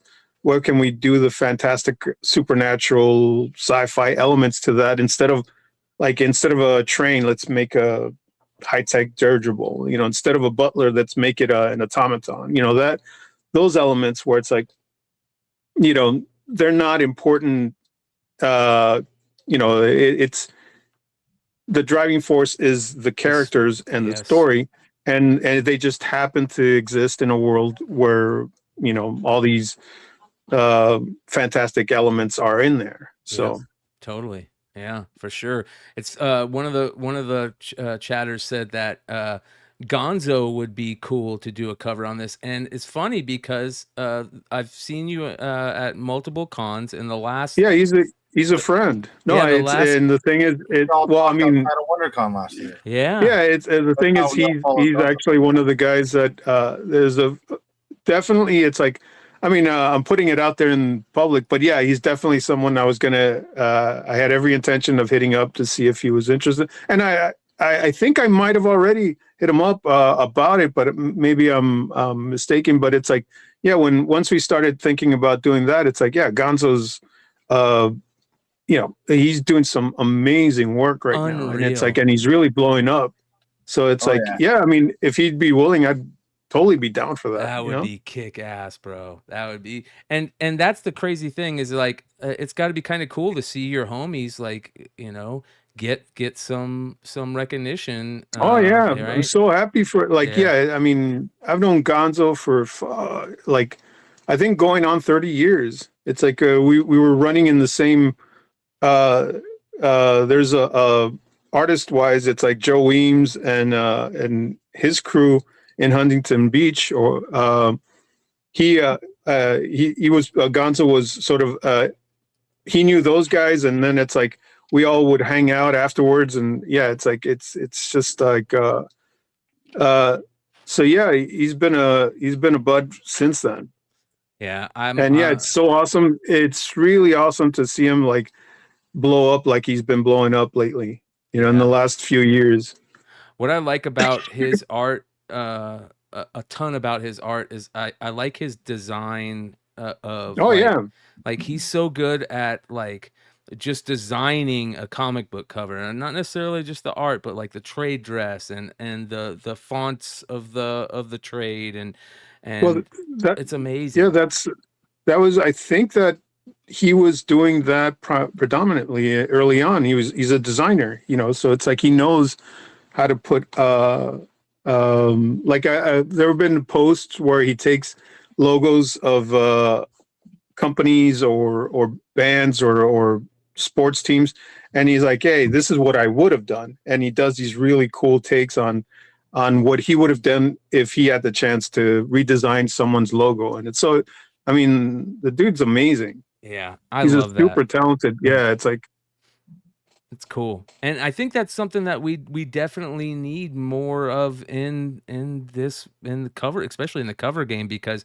really good cover art can be ruined very quickly by a logo, by a trade dress, and it's funny because there's some books coming out today that we talked about recently, Estuary, where we had the creators on and we talked about how that changes, can really change a cover is the trade dress and the whole design, other than just the art, and it's something special when you see it happen and you see it work well. So shout out to Jay Gonzo for just continuing to kill it out there.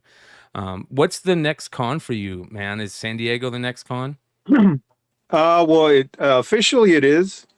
I did put in an application for that Fan X in Anaheim. Okay. But I haven't heard back. It was just what I heard, they were giving away free tables to artists. Yeah. So I was like, okay, let me try it out, and it's right here. It's the cost would be minimal, just driving and the time, but because of my goal for Comic-Con to get some of these books out by then, I may forego it, but San Diego for sure. And after Revolution. No, again, it's even though it's 10 minutes from here, it's just like like I said, it's like I'm trying to minimize it, and it's like it was just one of those like where if I've got this month and May, I wanted to clear up May, June, since that show's at the end of June. It's like it's closer to, hopefully I already have stuff by then. But if I don't have stuff by then, or if I don't have enough of the story completed by the end of this month or May, then June's gonna have to I'm gonna have to clear the schedule on that one as well.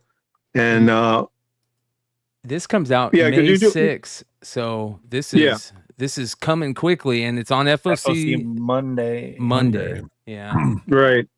So that's a big I deal. gotta start pushing that. Yeah. And you guys, there are multiple covers, like I said, that we're going to be talking about this series and that are coming out. This John Royal one is absolutely beautiful. You guys can go find that out there.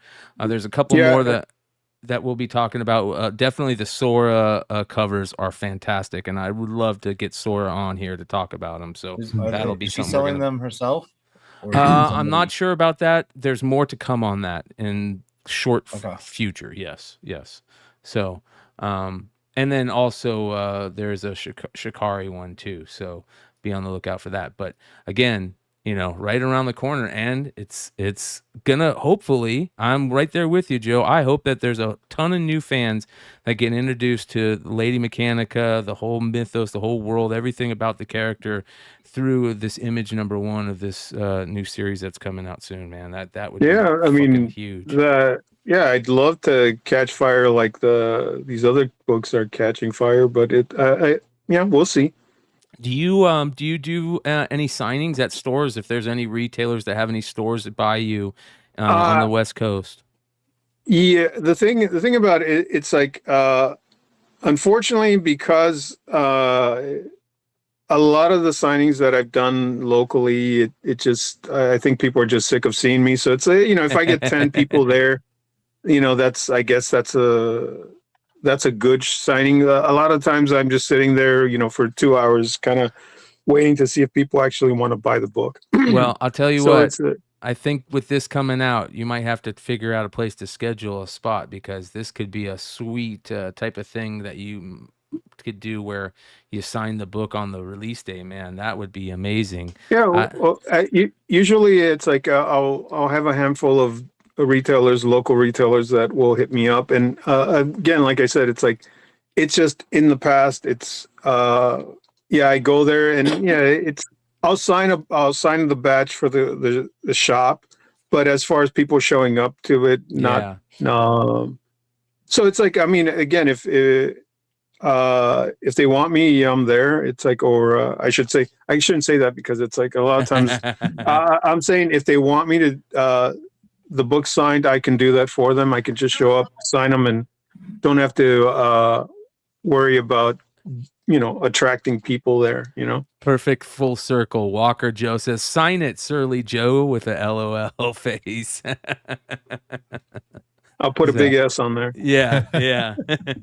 Hey, brother, thanks so much for hanging out with us. You guys, we love you over here, and we're gonna have you back. And I can't wait to see this thing take off. And we're gonna be rooting for you, man. Rock and roll. Thank you for having me, man. Hell yeah, Thanks, brother. Oh, yeah, We'll talk Joe. to you soon, Good Joe. to see you, man. See you All right, later, guys. brother. One of the good guys. Another one. I mean, holy shit, what a great show tonight. That's two great guests, man. Fucking hey, Surly dude. Joe. Incredible. Surly Joe. Joe's great whenever he comes on this show, man. I think he's been on 4 or 5 times now, I think, on the channel. So Joe's good dude. You guys know he's one of my all-time favorite G.I. Joe artists with that beautiful Firefly cover. Fuck yeah, bro.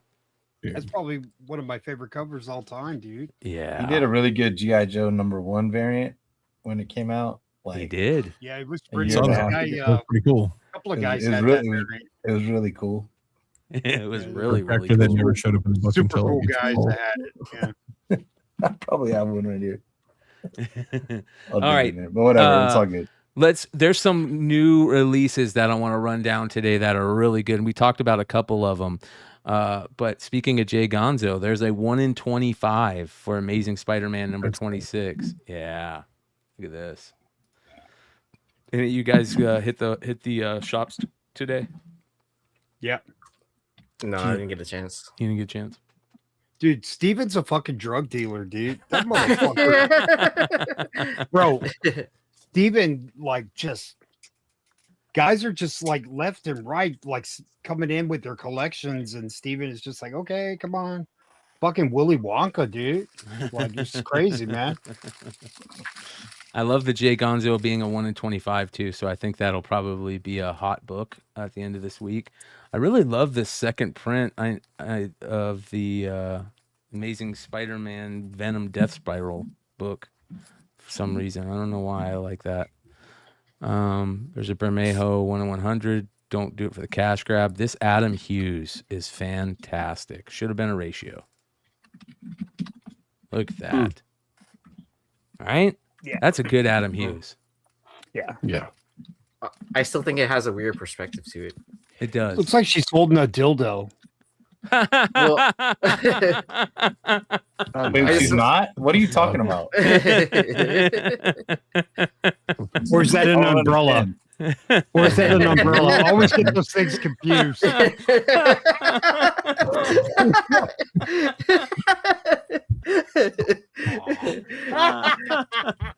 Oh, man. I'm not gonna ask Joe to borrow an umbrella now. Jeez. I look at this book totally different now. Take it off the thumbnail. Take it off the thumbnail.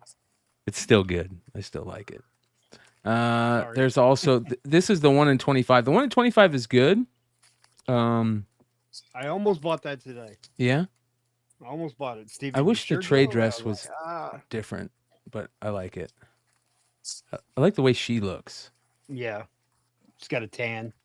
She's got this. She just looks badass. Yeah, normally she's pale, dude. She got some sun. And then this cover is the it's from- fucking cover right here, and I think the trade dress is better than the Virgin. Mom. Oh, The 1 in 25 is still throwing me off though. It's like they're upside down. Yeah. But then we're looking at them right side up. yes, Yeah. Yeah. I don't know. you're right. It's cool. Yeah. It's cool, but it's throwing me off. Let's see here. I like David Marquez's art. He's badass, and I like that 2099 cover. This Null book is supposed to be a big book this week, I guess. He's got some appearance change in it or something. There's some type of change in it. I'm not reading very many Marvel books, so I'm not knowing of this. But this Steve Beach Where's Donny one- Cates, bro? Dude, look at this Where is Steve he, dude? Beach. Look at that. 1 in 25. That's fucking badass. That face is wicked. I'm not a Looks like fucking my mother-in-law, bro. I'm not a Null fan, but sometimes there's certain artists that draw him badass. The Artemis 2 didn't have that footage. Good point. Good point. I just got that right now. Frizen 1 in 50 Mama. for Moonstar. There's all these Moonstar ones are pretty good. There's a Marguerite Sauvage 1 in 25. This is one of my favorite books, the original, the Miss Marvel number 20 book. I always love that cover, and It's her obviously first new costume. Yep. See, DC's doing absolute Batman, absolute Wonder Woman, and Marvel's doing Monstar. Yeah. You know what I mean? Like, bro. Alex Malev, Punisher 1 in 25. It's pretty good. John Tyler Christopher, negative second print on the negative space. I like that with the blood background. Are you guys watching the Darth Maul stuff? Hood, are you watching it? Not yet. No, it's animated, right? It's good. It's a good. There's too many shows going on at once. Yeah, Because it's what The Boys, Invincible. Well, yeah, The Boys is getting ready to drop tonight, right? Is it tonight? Yeah. Like you gotta watch Daredevil, bro. And then Daredevil's going on too at the same time. Like, I'm there's only too so many into hours. Daredevil without saying anything, and we were trying to finish up The Boys again before, and then drop 2 episodes today, and I'm like already shaking. And but although I'm because I'm so excited, but like I just love the show, but I'm so kind of sad that it's ending. So it's like, ending. well, if I could delay it a tiny bit, you know. Well, there's gonna do there. I heard there's also they're gonna do a new series with what's his name's dad, with Homelander's dad. Soldier Boy. Soldier Boy, yeah. This is Kaketo. Sorry, Superman. Those. Yeah, I was gonna play that, dude. I was gonna find that. We need to put that on. We need to put that on the fucking anytime we talk about Superman. Did we just become best friends? We did. Oh boy. Let's see here. Oh, this is a wraparound, and everybody was going crazy for the NetEase books again because of that rare Daredevil book. Is this book going to take off? Who knows? Who knows? That's a pretty cool cover. Yeah, it's okay. All right, I love this freaking Venom cover. I picked that up today. Bro. It's pretty, dude. Great homage. Great design on the everything about this. I fucking have it here. Hold on. Yeah, it's cool. Mama. That is fucking good, bro.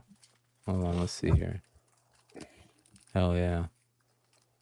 Yeah, get flashbacks from shit. I was working in the comic shop when fucking Web of Spider-Man #1 hit, and like I thought that was like one of the best covers I'd ever seen. It's very underrated.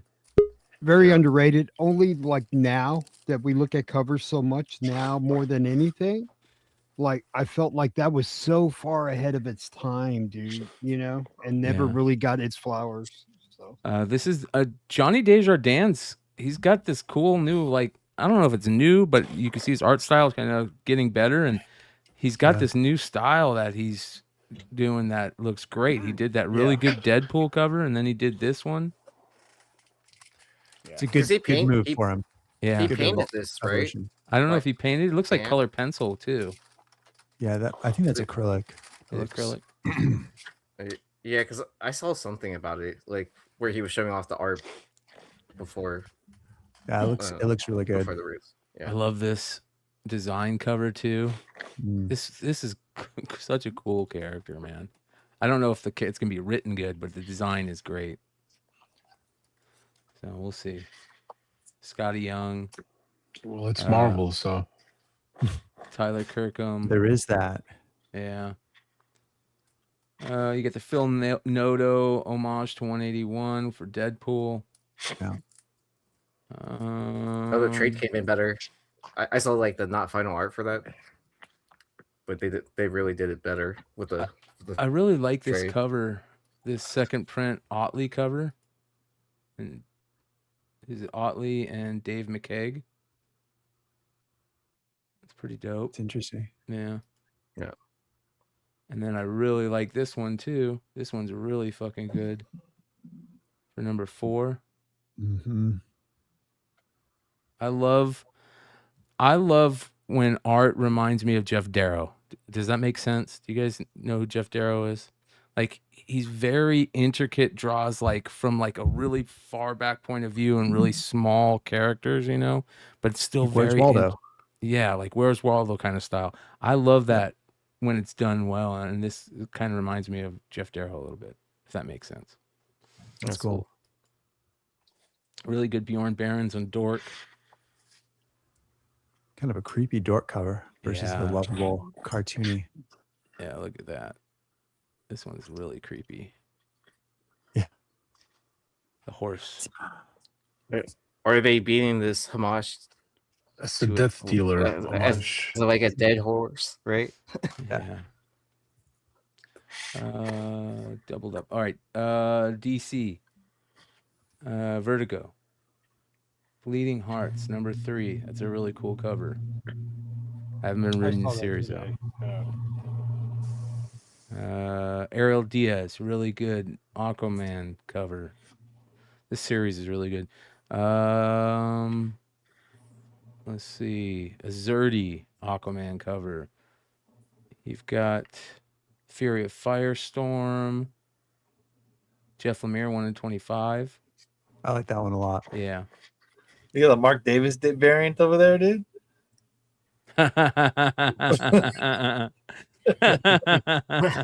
That totally does, bro. Doesn't Raiders! that look like that is What's Mark going Davis, on, bro.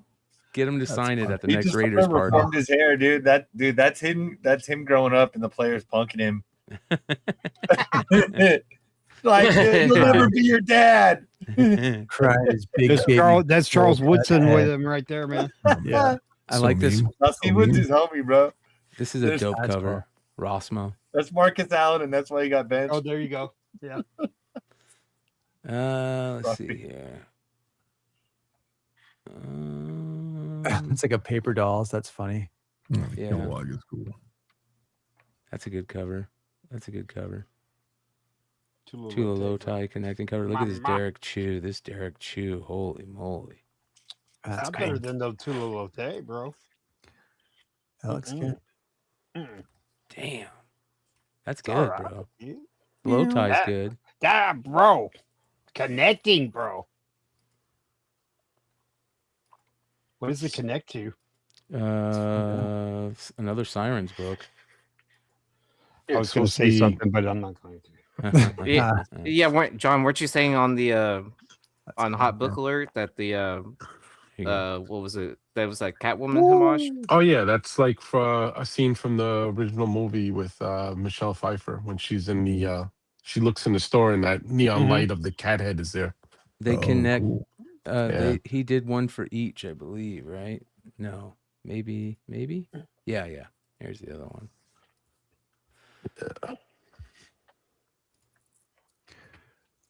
Who's the current Sirens lineup right now? Same ones. Yeah, Poison Ivy, Harley, Catwoman. And... Who's that? That's not the Black regular Canary. Catwoman, though, is it? No, that The looks new well, it's gonna Catwoman? be- Isn't the new? Because remember they have the new Catwoman. Maybe it's the new Catwoman. I don't know. Meow. Meow. First appearance of Black Canary, Dinah Laurel Lance. What? I'm off. Maybe Dinah. Maybe it's their daughter. I don't know. I don't know. I'm not reading it. No, Obviously, I haven't been reading. Oh, that's cool. I like the Dragata. bro. A lot of these are good. The Pablo cover, the yeah. Dragata, the Sway. Lobos, bro. Bro, look at this one. Dragata is ugly. You don't. Oh yeah, the Dragata's You don't like face is kind of off. Yeah, they screwed her up. Hold on. Look at the negative face. there. It's like special. I still like it. It just pops though. she got a big forehead. She got a steroid brow. I like the concept of it because it's like stars in the background. Yeah. The action moving pose, but yeah, the forehead throws it off for me. It's a little Frank Millery. This Mhm. fucking Pablo Villalobos cover. Pablo Holy also shit. still not getting the love these days that I feel this guy deserves. That's cool. He's knocking up out of the upper park. echelon of He's pretty good. cover artist for me. Yeah. And then he'll still call you in the hotel lobby, be like, Yeezy, Yeezy. Does have some thick thighs, you're right, Eggplant. I still think he set off the fire alarm trying to smoke in the room. It's crazy, dude, because he lived in Corpus for about 4 years, dude. You know what I mean? I was like, damn, bro. That's funny because he lives like probably 15, 20 minutes away from where I live now. And I always run into him out of town. It's either Florida or California. Oh, real quick. Anyone read that? The Silverhawks? Oh, I think I got some of those. I didn't even open this week's books because I was supposed to run a show today. I didn't. I let Mark have at it. So there is a new Red Sonja. Speaking of Dynamite, we were looking at.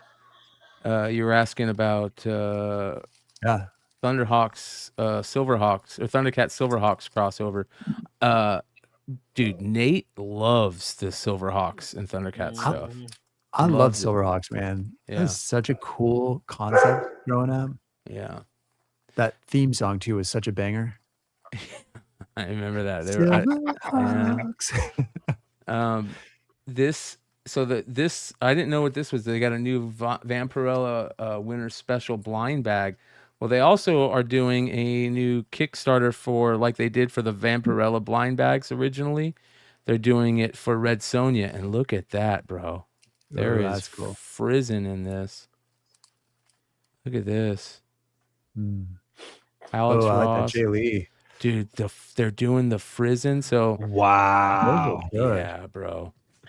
Adam Dude, Hughes. the Amanda Connor's great. They're metal. So the crazy thing about this These is are just some of the most popular that they've done. yeah. The Frisian was limited to 50, I think. I don't even know if they did a second one. Yeah, that Frizzin was Jay Lee. That Frizzin, this one right here, this Frizzin. Let me do this. This one on the far right. The original was limited to 50, and it was just a regular cover, not cardstock, not nothing. It was just what you see, the hair, and then all white, right? And her holding the mouth or her knife in her mouth. And me and Stein, I don't know if there's any more, if there's any new ones, but for forever, me and Stein had the only 2 9/8 of that book. Wow. And this one's going to be a metal. They're going to be doing of it. They got the Adam Hughes, the Anceletto, the Amanda Connor, and they said that Jay Lee. Yeah, look at that. They get an Alex Ross there. I like the Alex Ross too. Was that the book that Stein also famously ordered an extra one of, and one completely got destroyed? So there's only 49 out there. There's only 49. Yeah, it got destroyed. I got Stein 101s. I don't know about you guys. I got a couple. I got a burnt copy and something else. I love that Jay Lee one. Look at that cover though. It's beautiful. Reminds me of like Aliens. Yeah. I like this one too, the Cho. Yeah. I like that one Can a I lot. show one related Jenny book? Yes. Yeah. That I got. Check this out. So this is one of the red variant from Dynamic Forces, limited to 50 copies printed. I've got the COA not here, but I got the COA. So this is limited to number 50. It's the only graded copy. That's cool. And it's from 2013, and 98 SS at our sign it in New York. So it is the only graded copy of this book, limited to 50. Wow. And it's 13 years old, so it might hold strong for a little while. Only CGC graded copy. The only one that counts. Yeah. I put. I was gonna say I was about to pass off the crown because I had I have a Prison Red Sonja book that's.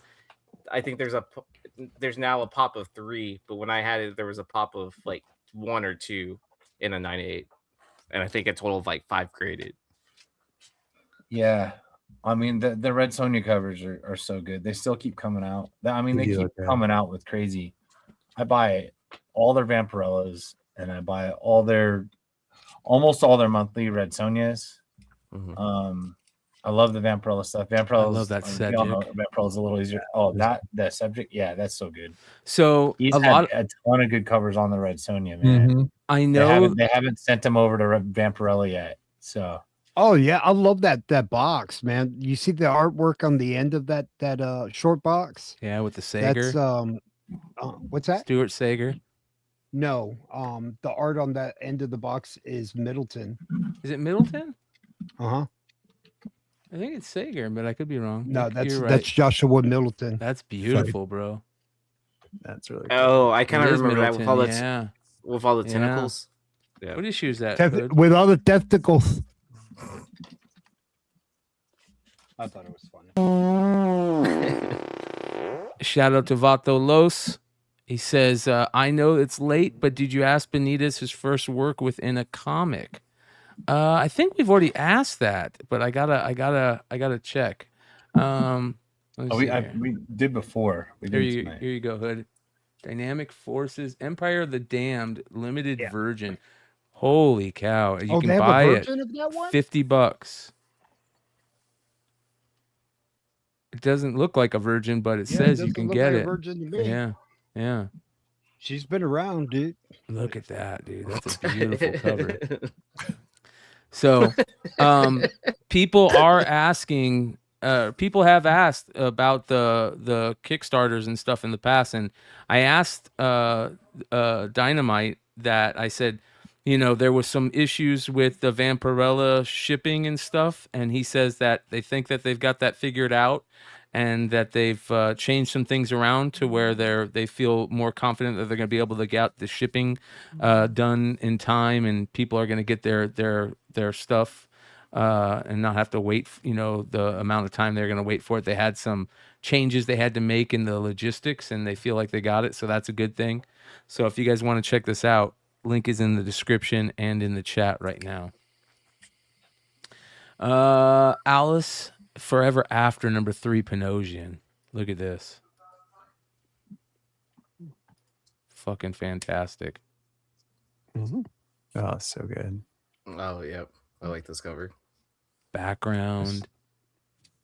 Cat. That's creepy, dude. Yeah.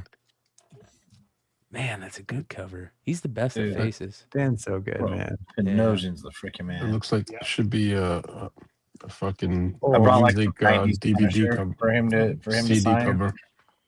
People are tripping out. I was like, dude, he has varied his style and been able to change that as well as anyone ever, in my opinion.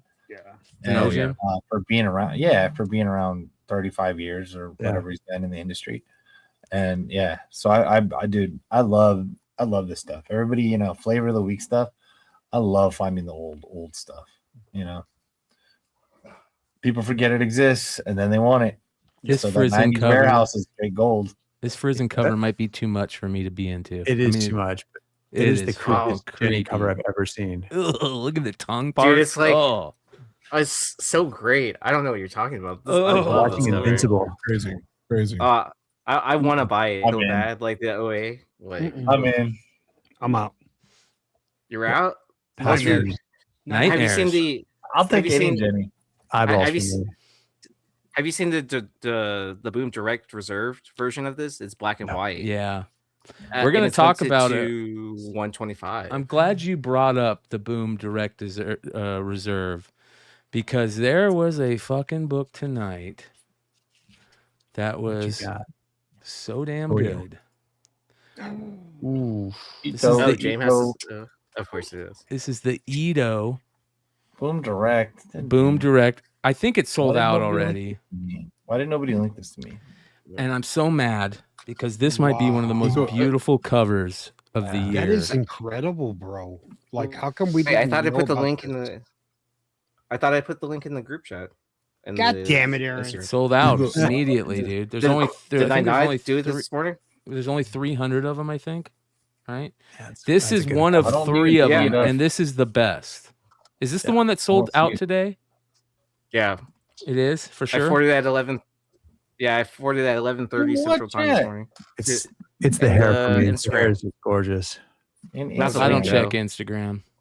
That's going to be a God damn it. $300 book. And I tried to change in a the month. All right, next time I know, I'll send it Text me that directly in shit, the dude. text it, bro. in a text. I All do right. my best to get back to everybody on Instagram. I do my best. I got it. I got this from me. I got it from Igor. I got it from Boom. Come on, guys. Pay attention. You gotta sleep in the gym lunch. Open up your messages from Igor. He hit me up about 90 times this morning. So There's a lot of Igor today. Igor was a big day, John. He was big. That's funny. This is fucking gorgeous. I might have to actually That's beautiful. find one of these. Well, lucky for you, I bought two, so I There have an we extra go. one. Save me one. I'll buy it from you. I'll even give you some extra. All right. That's fucking beautiful, bro. Right? I didn't get it. I don't Make think some it's money. that good. Right. That Jenny Frisian in the black and white is available on Boom Reserve. Anybody wants to eat a little? There Oh, you for go. the Hello Darkness. I'll probably grab Yeah, some I- to hope that she'll sign it. Now we don't want anybody I- to eat, Sean. You know, we don't want to leave any meat on the bone, bro. Dude, wanna I like take it that out. one a lot I too. share a little bit. Let me get a couple. What? I mean, it's limited to Wait, 125. did Ito so did that's, Ito that's did Ito sign exclusively with someone or not? I heard. This is a funny Just a little story. bit. So Just a little bit. he did, but Ito's still doing books for other people, it looks like, and maybe it's Good just for him. publishers. But at the same time, like this, all I'm gonna say is this, and we've People wanna talked see about it his books, before. It's a very interesting thing, and I never want to tell an artist because if somebody's willing to pay your fee, like I understand, like that could be a big deal for an artist, but there's always somebody that's going to be willing to pay your fee if your art is this good, right? And you put yourself in, you pigeonhole yourself if you say you're only going to work with one retailer, especially when that retailer is a douchebag. You know what I mean? So, and that said retailer bugs everybody that he sees Ito cover coming out with and says, how come you're putting this out? He's exclusive with me. You know, that type of weird shit. So Dun, dun, dun. I hope that Ito continues to put out amazing books like, where is that book? This book right freaking here. And it doesn't stifle him in any way, because this right here is more important to him in his career than working exclusively with a retailer.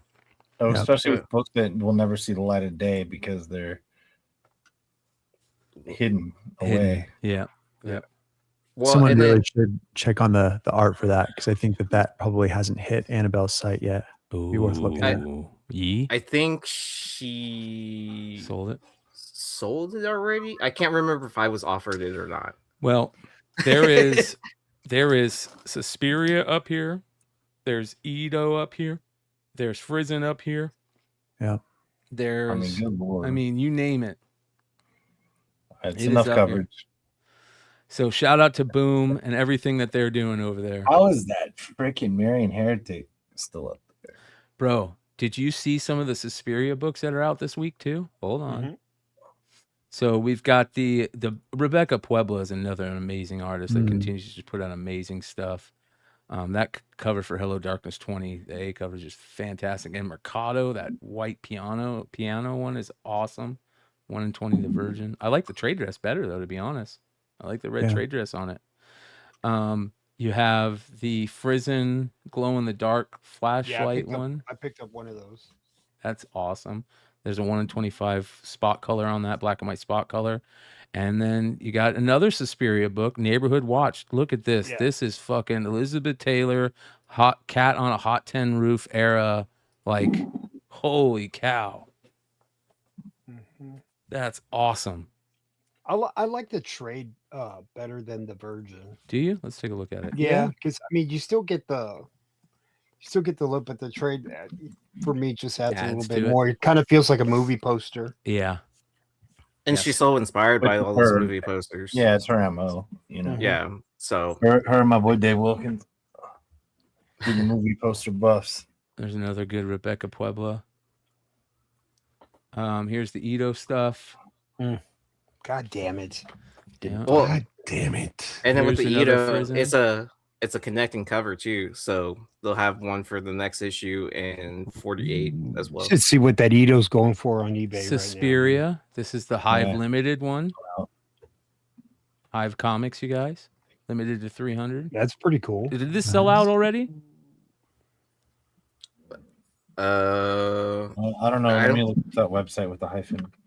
Yeah. Oh, you can just look it out without the hyphen now. Yeah. Hive.comics.com. That's the joke. Or hivecomics.com. Did it sell out? No, you still grab it, dude. So there you We guys haven't go. bought- Is it still up there? Still Yeah. some love to the Hive boys. Or to Hive. Let's see here. Here we go.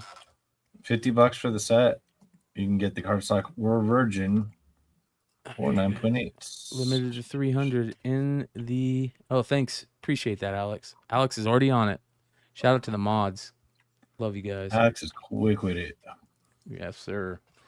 All right. IDW's got some cool Godzilla covers. I like I like the old school look of the Godzilla's Monster Piece Theater presents Romeo and Juliet. That looks like an old school poster.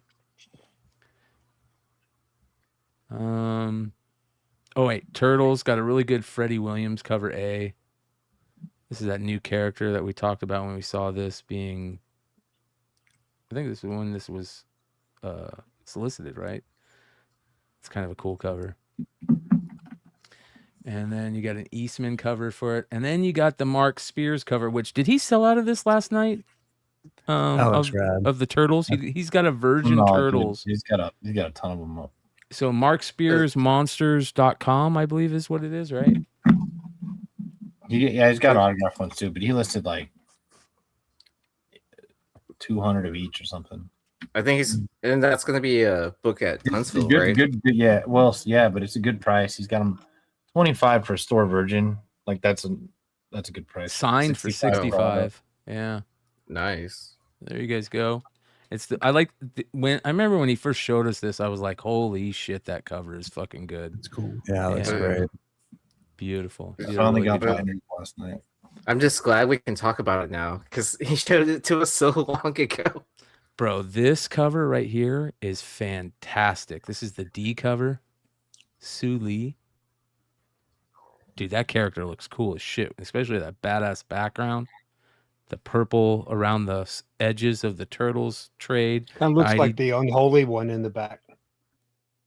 Well, it's just a spiral. Oh. It's badass. Spirals are dope. So that's a cool cover. Very satanic. Let's see here. Okay. Teenage Mutant Ninja Turtles Journeys, the foil cover. That's kind of interesting, right? Reminds me of something old school. Something Yeah, it looks like very an old like school. Caliber Comics type of Right? cover. Yeah. Right? And we'll talk about that more here in a second.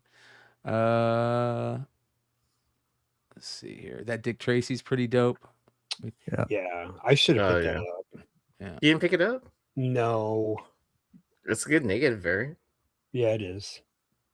The Pretty Hate Machine stuff is pretty good. That regular cover is creepy as hell.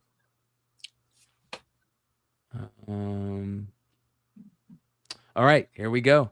Speaking of estuary, it drops today, and look at these fucking covers, dude. That's cool. Yeah, dude, this Tim Daniel Green cover. slime. I love, obviously, the Suspiria one that I don't think is available anymore. So congratulations to everybody that got them. That was an exclusive that we dropped on this show. Yeah. Fucking great, man. Oh, dang, I missed it. You missed it. We sent out the text at 11. Were you not in there? And then this Tim Daniel cover is my second favorite. Yeah, I think it's just about as good as a comic cover can get. So, right at my style. It's fire. Dead by Daylight #1. This one had the code in it, right? I got the code was in the blind bag. Okay. That gory bag. I don't know if the rest did or not. I bought those gory bags because I was freaking intrigued. Mm-hmm. And I was like, if there's one that's going to hit, it's that. So I opened one I don't have it here with me. Did to you show get the monkey mouth? That's cool. I didn't realize it was Monkey Mouth. That's Monkey Mouth, yeah. So shout out to Nick Mortensen. Good dude. More on him to come. Yeah, that dude's awesome. Yeah. But this is a glow in the dark and it's so good. So shout out to was that open order? This was a glow in the dark? I don't know how you got the glow in the dark. Maybe in that bag? No. It's a Does anybody know how you got the glow in the dark pretty in rough, the chat? pretty rough and bloody images in the bag. I opened one. Okay. Yeah, it doesn't look like any of the other covers. It's cool. Sadly I don't have it with me yet. I would have. Shout out to the crew over at Ignition Press. You got a lot of books from Ignition Press today.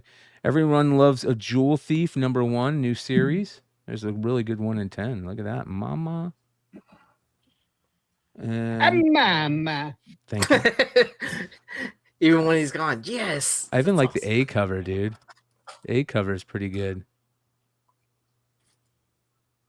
All right. Cool design. Yeah. That's pretty cool. As nice as a stripper. Not as nice as a stripper. No, you are correct, sir. Let me pull this one up. Alaskan Bush Co. on a Tuesday night. Well, that doesn't look like money in his hand. Yeah, it does. Yeah, it is money, right? I hope it is. You got the Murder Podcast #6, Jeremy Hahn cover. Really good B cover for that. Look at this. That's cool. This is badass. Yeah. Tan Eng Wat. I hope I said that right. That is fucking wicked, bro. Look at that person right there, whoever that is. Oh. You know, I still have issue 1 sitting in my read pile, and I still haven't read it yet. I have issue 1 and 2. It's pretty good. Murder And, Podcast. I read 3 of them so far. I need to catch up. I love the second print of Voyeur, the Joel Jones second print. I love this image. Just a great, very cool cover. The first print's pretty cool too. Yeah. It's the same cover, but darker in the background. Yeah, different color, right? Yeah. Let's see here. Antarctic Press. And that is it. That is new comic book day. Woohoo! All right, we are almost done. No, we're not, because we've got market report. I've been saving some things to show you guys. Uh-oh. Yes, I have. We haven't done a market report in a while, right? Yeah, I'm excited, dude. Let's buckling in. So there were some pretty interesting things that have been sold over the last couple weeks that I want to show you guys. I just got to find them first.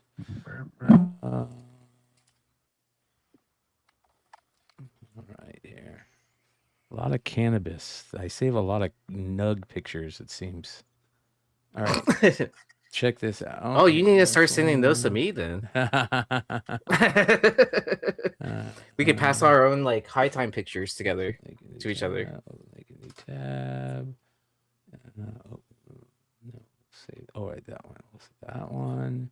And okay, so this one is kind of crazy because this was the card that everybody went crazy for, right? The Pokemon Illustrator, sold for what, like some crazy 6 6 million. Well, that wasn't a Black Label 10 from Beat Beckett. This is the first one ever graded. Earlier this week, a longtime collector quietly submitted what may be one of the most significant cards in the hobby has ever seen. After years off the market, this piece resurfaced and was brought in for grading under strict confidentiality. Following a full evaluation, it received the highest possible designation of BGS Black Label. Holy shit. What is this going to sell for?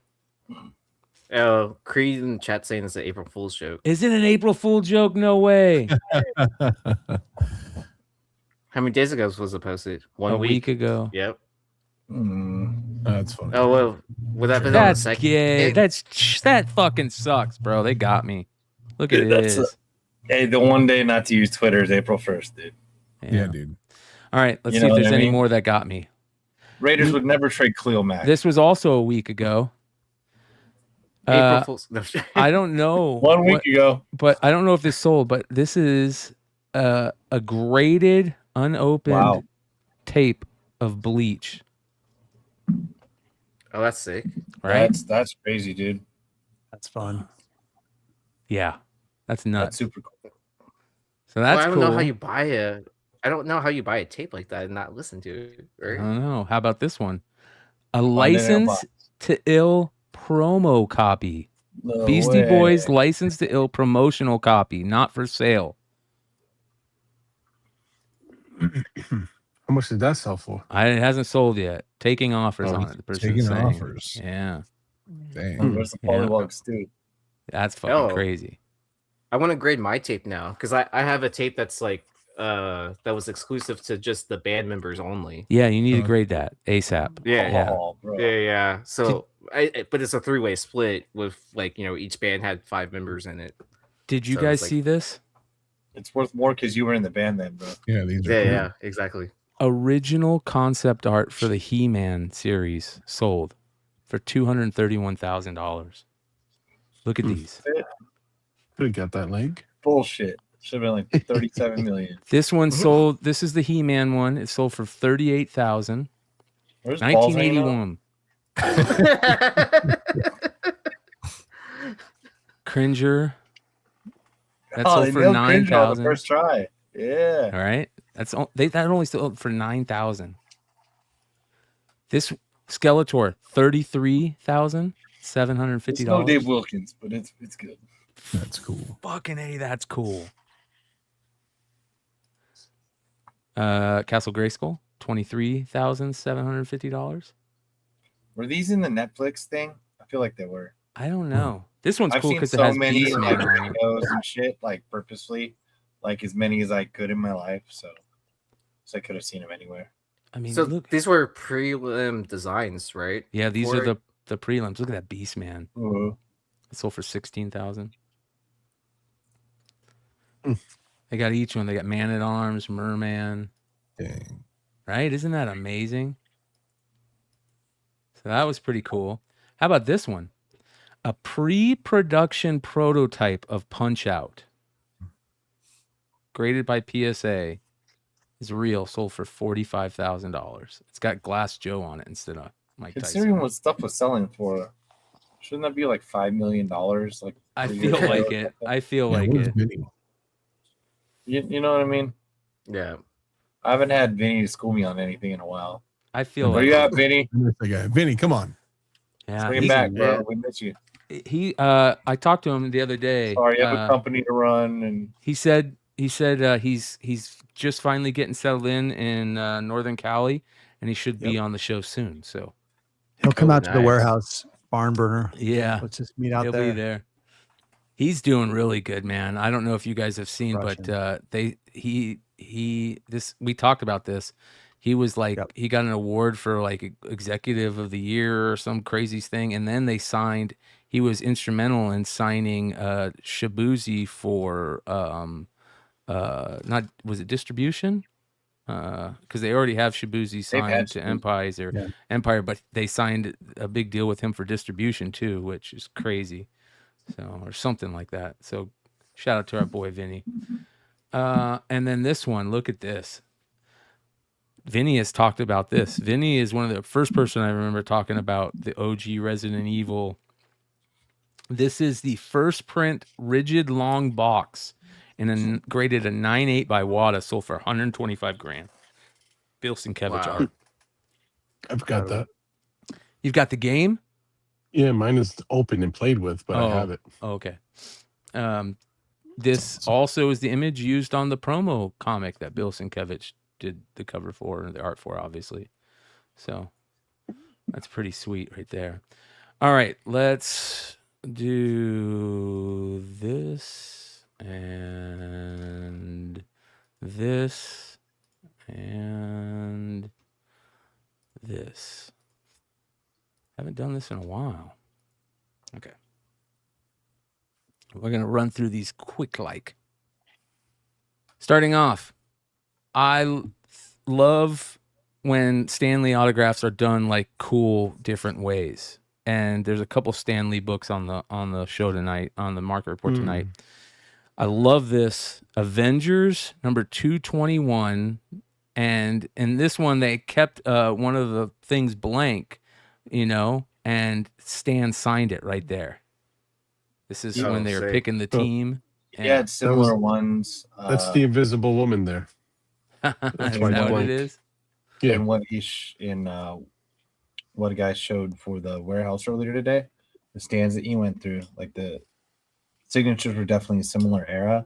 Yep. And written in like cooler, small places, not just like Sharpie blobs. This looks like it was done in 97 because he put 97 next to it. Yeah. So. But that's a great book to have Stan sign in that placement. So that's why it went for $687. Cry for Dawn, number 1 for $125. I would have bought that all day, every day, no matter where I saw it. That is fucking sweet right there. And then I don't remember it. We might have talked about it, but I didn't know that Drive was a comic before it was a movie with Ryan Gosling, IDW. And this is a Drive number 1 subscription variant, and Ryan Gosling signed it, and it sold for $400. That's cool. Oh, Yeah. wow. Next, remember the Tales of the Teenage Mutant Ninja Turtle book I was talking about? Look at this, Tales of the Teenage Mutant Ninja Turtles number 71. Dude, 70s one's impossible. 70s, late 60s up to there, just impossible. Yep. $151 raw. Rocky and His Friends number. This is from Dell 1128. Dell Comics 1128. Rocky and His Friends. Multiple first appearances. You got the first Rocky, first Bullwinkle, and all those characters behind him. First appearances on this book, and a really nice copy for only $150. I felt like that was a good buy. Yeah. And then I'll talk. Professor Peabody. Yeah, Professor Peabody. Who are the bad guys in Rocky and Bullwinkle? Natalia, Boris and Natasha. Yeah. So then I'll talk about this book every time I see it sold, because you don't see it sold very often. There's a couple books on the list tonight that are like this, but Nintendo sneak preview. One of the very first Valiant books that were ever put out, and I have a 9.0 behind me. Shout out to John Z. And this is a raw one that sold for $244. And this book is just such a rare book and such a cool piece of nostalgia and history and just cool thing. Early Valiant book, if not like the first 5 they ever did. A lot of people say it's the first one, but they also did that promo SpaghettiOs book that I talk about. That was like the second comic I ever got, was that SpaghettiOs book. And then they did a couple other promos early on. So, all right. Next, another one of those books. I think that the Bruce Timm homage that he did for the Ditko, was it Ditko? The original was the Ditko, right? Out of This World number 1. I feel like this book has reached... Like, I want this one just as bad as the original Ditko at this point. I don't have either one of them. It's such a rare book. It's such a great comic. And $326 raw for this book. Dude, the Walker did Betty and Veronica, excuse me, Andrew Peapoy, homage to this cover. Like he's kind of done stuff on his own, like I've told you guys, and I brought it to Andrew Peapoy at New York. I might have only signed 98 of that, but it's a really, he limited it to maybe 100 copies, I think. Yeah, nobody even knows about it, really. We talked about it on the Hot 10. He just put it out on his like website, huh? The Peapoy, the one I'm talking about, the Walker one. I didn't know it was Peapoy. Yeah. Yeah. And how he put it on his website. It doesn't even have a logo on the back of it or anything, so nobody even knew it came from Walker. If he hadn't sent it to me himself, I wouldn't know. Yeah. Yeah, because didn't But I he had drop people it? sign it, and I was like, Tim's my friend. What's going on? And then so we had like a discussion about that, and so I've never put it for sale. I've never showed it to anybody. I showed it to Tim when I got it back. But that, and he did another cover for him. They're both for him that was limited to like 40 for his new horror presents is a line. Something we all should talk about, by the way. Yeah, something cool I think is going on, but it's hard to discuss it here. So because didn't he drop it during like one of the at San Diego in the last couple of years, right? it was in San Diego and then New York. So last San Diego and then New York. But his drops are just like he just kind of puts them on eBay. Like he just did a red code variant as well, and I just got that from him, and it was pretty cool. I like what he's doing over there. He sort of made a unique book, but honestly, it's more of a cover play. Like if you think about it, maybe along the DU lines, as far as it's like they're going to be cover plays. It's the guts are going to probably stay the same. So something like that going on, and he's honestly worked with some cool artists so far. So I just talked to him and I said, hopefully we get some more fun things going, But People is a great artist. He absolutely killed this out of this world on the Tim homage. And again, there was a on the other. I wish I had him here. I can't bring him up. So. Nice. Anybody have any rare tales? Terror Tales 8? The cannibals.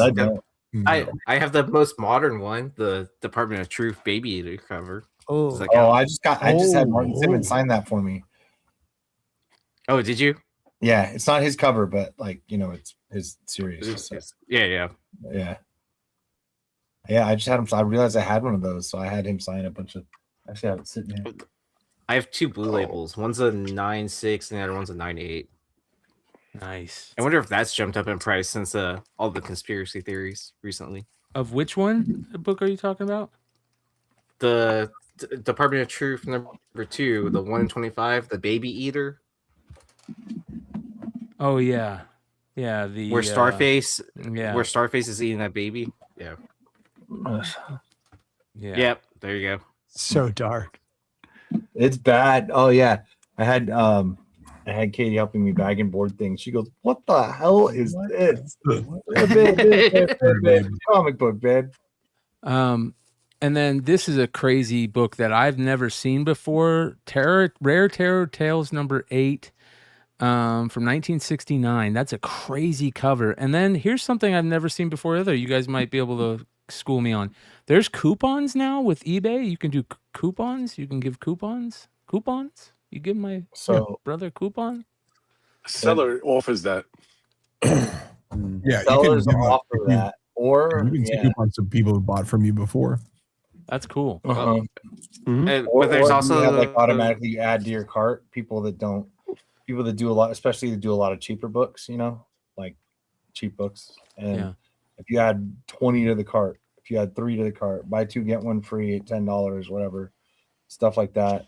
And a weird eBay Live coupon came in today that a buyer was asking to use, but he couldn't quite figure out how to use it. He'd already bought it. I don't know. So, and then this is something I've never seen before too. This Fantastic Adventures, crazy. You have one of those. Look at that. Look at this. That's why we need the comics code. That's a crazy cover, bro. How do you just have that, dude? That thing's wicked, bro. It's a pulp? Yeah, it's a pulp. Yeah. Oh, well, that's insane. I love it. Yeah, it's very cool. Some lucky bastard got 2 of them. All right. And he's going to sell one of them to pay for the other one. And then, all right, here's a perfect example of we've talked about McFarlane autographs losing their value. Spawn number 1. The newsstand. It's not in the greatest shape. I understand that. I get that. It's not in the greatest shape. But still, only $100 for a Spawn number 1 newsstand signed by Todd.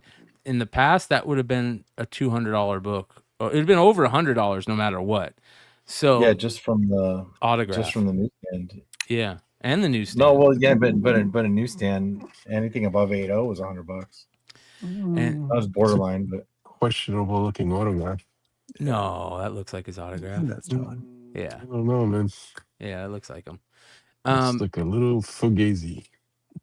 Nah, I don't think so. Really? A little bit. It might be the perspective of the image. And then I love this Joker Man Who Stopped Laughing Bermejo cover with that beautiful white signature at the top, right above the fire area. And I love how good it looks in a yellow label. You know what I mean? It just looks beautiful. And then for the trio of the signed books, finally, we've seen this. We've all noticed. I've noticed lately that a lot of people are asking creators to write stuff. Right? They're asking them to write things on covers and placement of an autograph. And this person had Charles Soule write something that Vader says along the lightsaber, and it looks dope. But it kind of brings up a question: how long is this going to last? Like, is this going to turn into something where we're going to have people just always asking them to write stuff now? Because we're seeing it a lot out there, and people are really enjoying it. So it'd be interesting. How much was Katana charging for his quotes on his at MegaCon? Right, like I didn't know. Was he Dan Katana did these like penmanship calligraphy quotes of things from. Oh Jesus, really? Oh, for the absolute yeah, it was Batman sick. stuff. Like the stamp thing that's that he's awesome. doing. Yeah, he had the stamp, but then he also wrote I forgot what it was like. I think it was a Batman cover or a sick tick or something like that. But I think it was a Batman. It was crazy. Yeah, that's cool.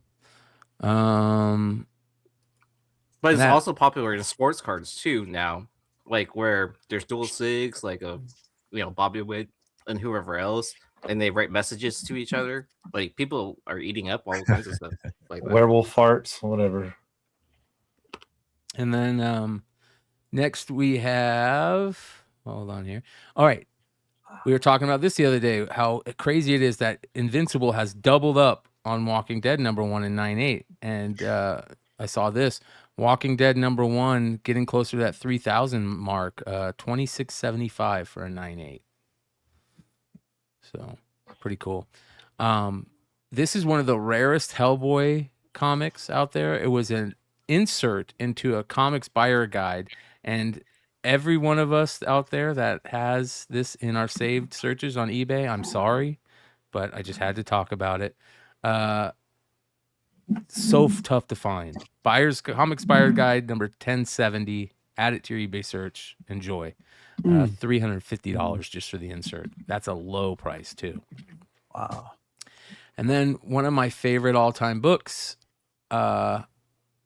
signed by Larry Hama and Mark Silvestri, Wolverine number 50. If you can get them to sign it in blue, it looks so fucking good when they sign it in blue. But look how good it looks in a CGC yellow label, like that book. Yeah, it does.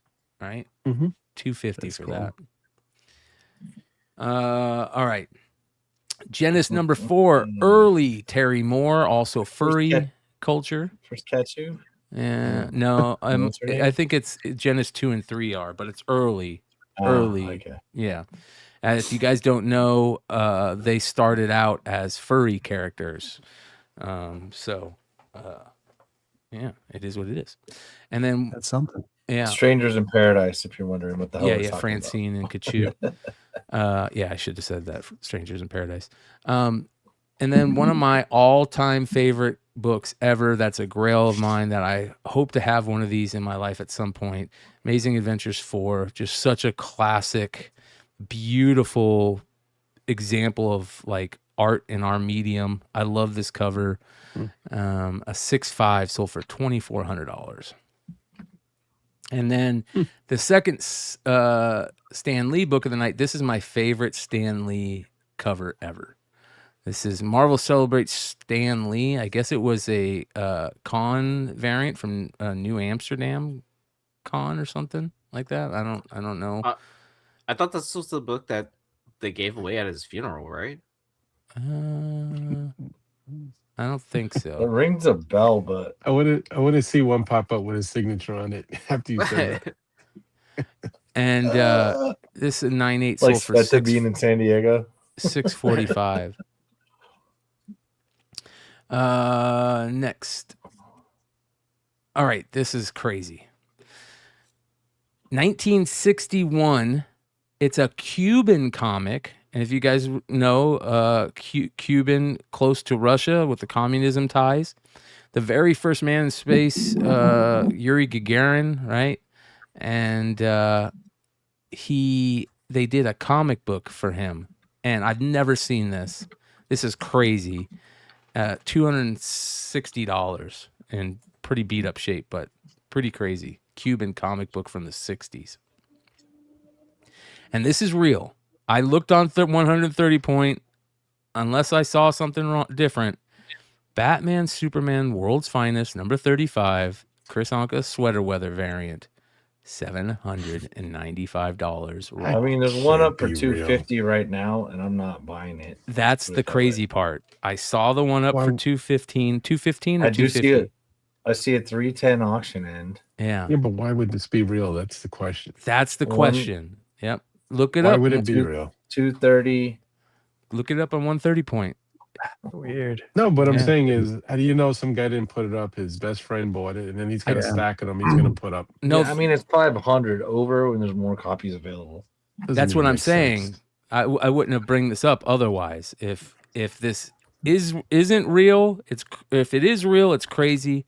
But $795 is a lot of money to spend on this when there's other copies available. Yeah, So- if people believe that, then they would have already bought the $250 one. Or you never know, man. Or like, what? Or they No, think the somebody same could have way. walkered it. Don't get me wrong. Or they People think the could have same. typed it in wrong. Or they They think could the have same. write Batman, Superman, Chris Anka variant, and that's the only one. I'm that looking came up on 130 point right now. with those search terms, dude, and that could happen. And then DC Spotlight #1. This is the Great free book. book that they gave out in 1985. First printed appearance of The Watchmen and Dark Knight Returns. I have been looking for a 9.8 for this book forever. It's impossible to find a 9.8. I own like 5 different graded copies of this. I have a 9.6 signed by Frank Miller, which is dope. But I That's do cool. not own a 9.8. And The only copy I've ever had of that was a 9.8. wow. Tough book. I sold it for not much more than that, but like 6 or 7 years ago, probably. Yeah. When it was honestly when it became kind of known, we could have figured out on a podcast, to be honest with you, that it was those first appearances. We just hit the internet, dude. So I pulled a 9.8 and doubled the money when the info dropped. So I don't see that sale, that $795. So make sure you So- type in heated at the end. Oh, heated is what it's Heat. written at. So Batman, Superman's World's Bro. Finest, number 35, Anka sweater weather variant heated, and it'll come up. Superman making him a tub with that. Like, oh god, I just figured it out. All right. Warming it up, baby. And you know, Superman flew him out there or some shit. Because how did he get the fuck out there? He's got a bat plane, bro. It's like, yeah, okay. He's got a bat. Where's the everything. bat plane? It's hiding in The Batwing, or he Fortress took of the Batwing? Solitude. He fucking carried him out there Bruce dressed like Wayne? He used Oh, it just- Wonder Woman's invisible one. It just shows up as $795. Told you. That's crazy. Told When you. all the, I mean, there's other ones that are selling for like 200 around that's the same date or whatever. Mm-hmm. That's crazy. Next. This is kind of crazy. How Fall the Mighty Has Fallen. I know it's not the second print book that everybody loved, but it is the first cameo, quote unquote cameo of Kamala Khan in a 9.8 Sweet for cameo. $130. I know someone who has that art. I do too. I Well, love that book in newsstand. Yeah. That's one of the last really big. any of those in newsstand- newsstand, yeah. That's when they ended. What was the? Do you Right. know the final Marvel book in newsstand, Mike? No, that's got to be pretty close though. That's pushing it. Dude, I'd hit Barnes and Nobles. If I found any, they were bent in half. Yeah. You I had a know? 9.8 on that book in newsstand. I think Vinny has my copy. Nice. Oh, nice. Then you can't even come on the show, much less sell a book. And then this Nice. is He loves a really Mama. good buy. Weird Terror number 3. It's raw, but it presents really fucking good for $175. Yeah, not bad. I would have took that right away. And then this next one's crazy. I could be off. Maybe I'm thinking wrong, but I felt like this book was way much more in a 9.8. Spawn 185, the Portaccio. No, you're thinking of the head. You're thinking of the variant. The No, I'm not headless thinking about the Capullo one. Wasn't just the regular? No. There's a variant. Well, I It's know a headless variant for of this. 185. He has no head. It's about a $2,000 9.8. But I feel like the A cover, the regular one, should be more than $119 in a 9.8. That's what I'm saying. That's probably where Spawn comics are around right now. Yeah. I could this is in that sign low 3 print. of his headless in Orlando. Yeah. But this is that low print run part of Spawn run. Right, but it's just they've come down. All that Endgame has come down. Like this cover because of the value of the other ones, I think. So there's 4 covers. There's this, there's the Capullo, there's the headless, and there's the second print. And it just, I think the extreme value of the other one, you know, I just don't think people are looking for it like they used to. It's got the old label, might be scratched up, you know. So the only person it doesn't know look like trying it's to in a complete bag it. right there. I think that's probably a fair price these days. Yeah, the only person I know that was trying to complete a 9.8 run was Doc Joe. And I think it was pretty close, right? A 9.8 of those? No, the whole Spawn run. Of Endgame? Really? All of them? No, the entire Scott Reagan the was. entire. Yeah. Yeah, he's got. I don't know how close he got. I didn't realize he's not trying to do cheap. them all. I would have helped a little more. All right. No, I mean it. Next, we have. This is kind of crazy. These Yoshi Dodger giveaways, the bobbleheads from the end of March. $281, $300, $280 to $300 plus they're selling for on the secondary market. Racist. Wow. So does that even cover like tickets and parking? Barely. Who knows? Maybe not. Not even one beer. but not even a souvenir cup either. What is that? $68, right? The napkins for the piss in the trough you have to take. And then this Disney Pixar Cars race damaged character. I don't know. This might be some like rare one per case car, but it's sold for almost $500. So That's perfect example of you guys never know what you're gonna find and what it's worth.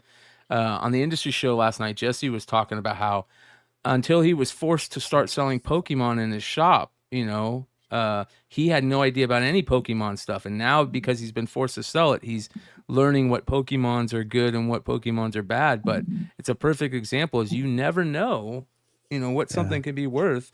I would see this and probably not even pick it up. And it's a $500, you know, toy. So, do you know about the Hot Wheels case hits? treasure and hunters. stuff like Yeah. that? With the rubber wheels. Yeah. And you got to look underneath to see if it's a treasure hunt. No.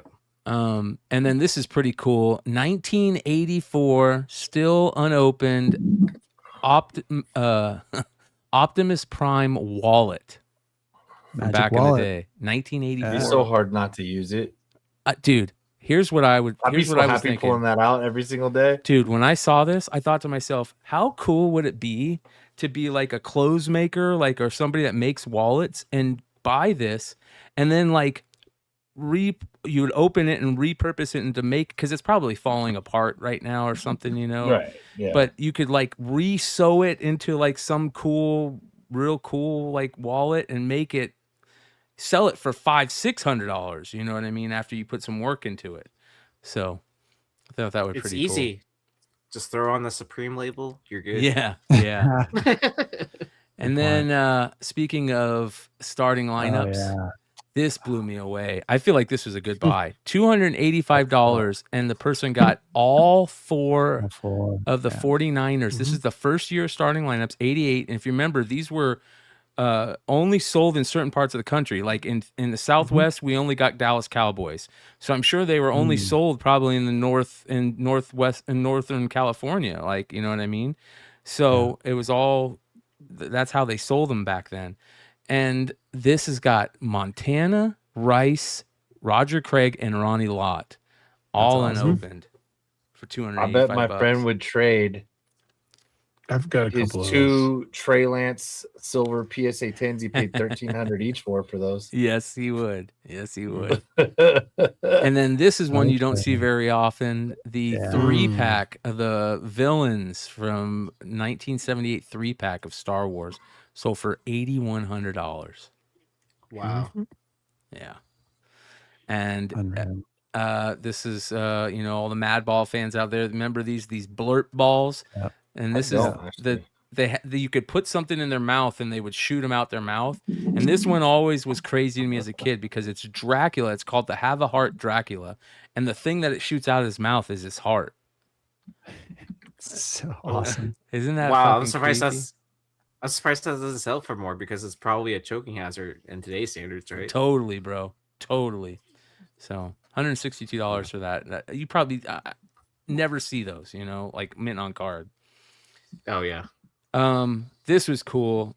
I know that a lot of the heat has died down, a lot of this cause stuff, but this Sesame Street set is fucking cool as hell, and it sold for $1,500. That's rad. All right. And then never forget, if you're at that garage sale or at that flea market and there's a bunch of toys, look in the bottom, see if there's a bunch of accessories down there. Here's a perfect example of why those accessories matter. This is the lightsaber that pops up from the original R2-D2 from the Power of the Force series. Final, 17 figures? Just the lightsaber sells for $365. Dang. Wow. Yeah. That guy on card for years. Yep. Crazy. And then... Man, that guy's 3D printer is awesome. And then G.I. Joe, this is a famous figure. So in Britain... The figures are called Pallet Toy. They're made by this group called Pallet Toy, and they were called Action Force instead of G.I. Joe, right? Well, the Gung Ho figure, it was called Gaucho and repainted with a big, his mustache is a different color and he's got a different vest on and different legs, called Gaucho out there. The Stalker was called a different name too. I can't remember what this, maybe Jammer, I think, something like that. So a lot of the figures were different names and they had different paints and a lot of those early figures. But the Gaucho one always cracks me up. $220 just for the figure.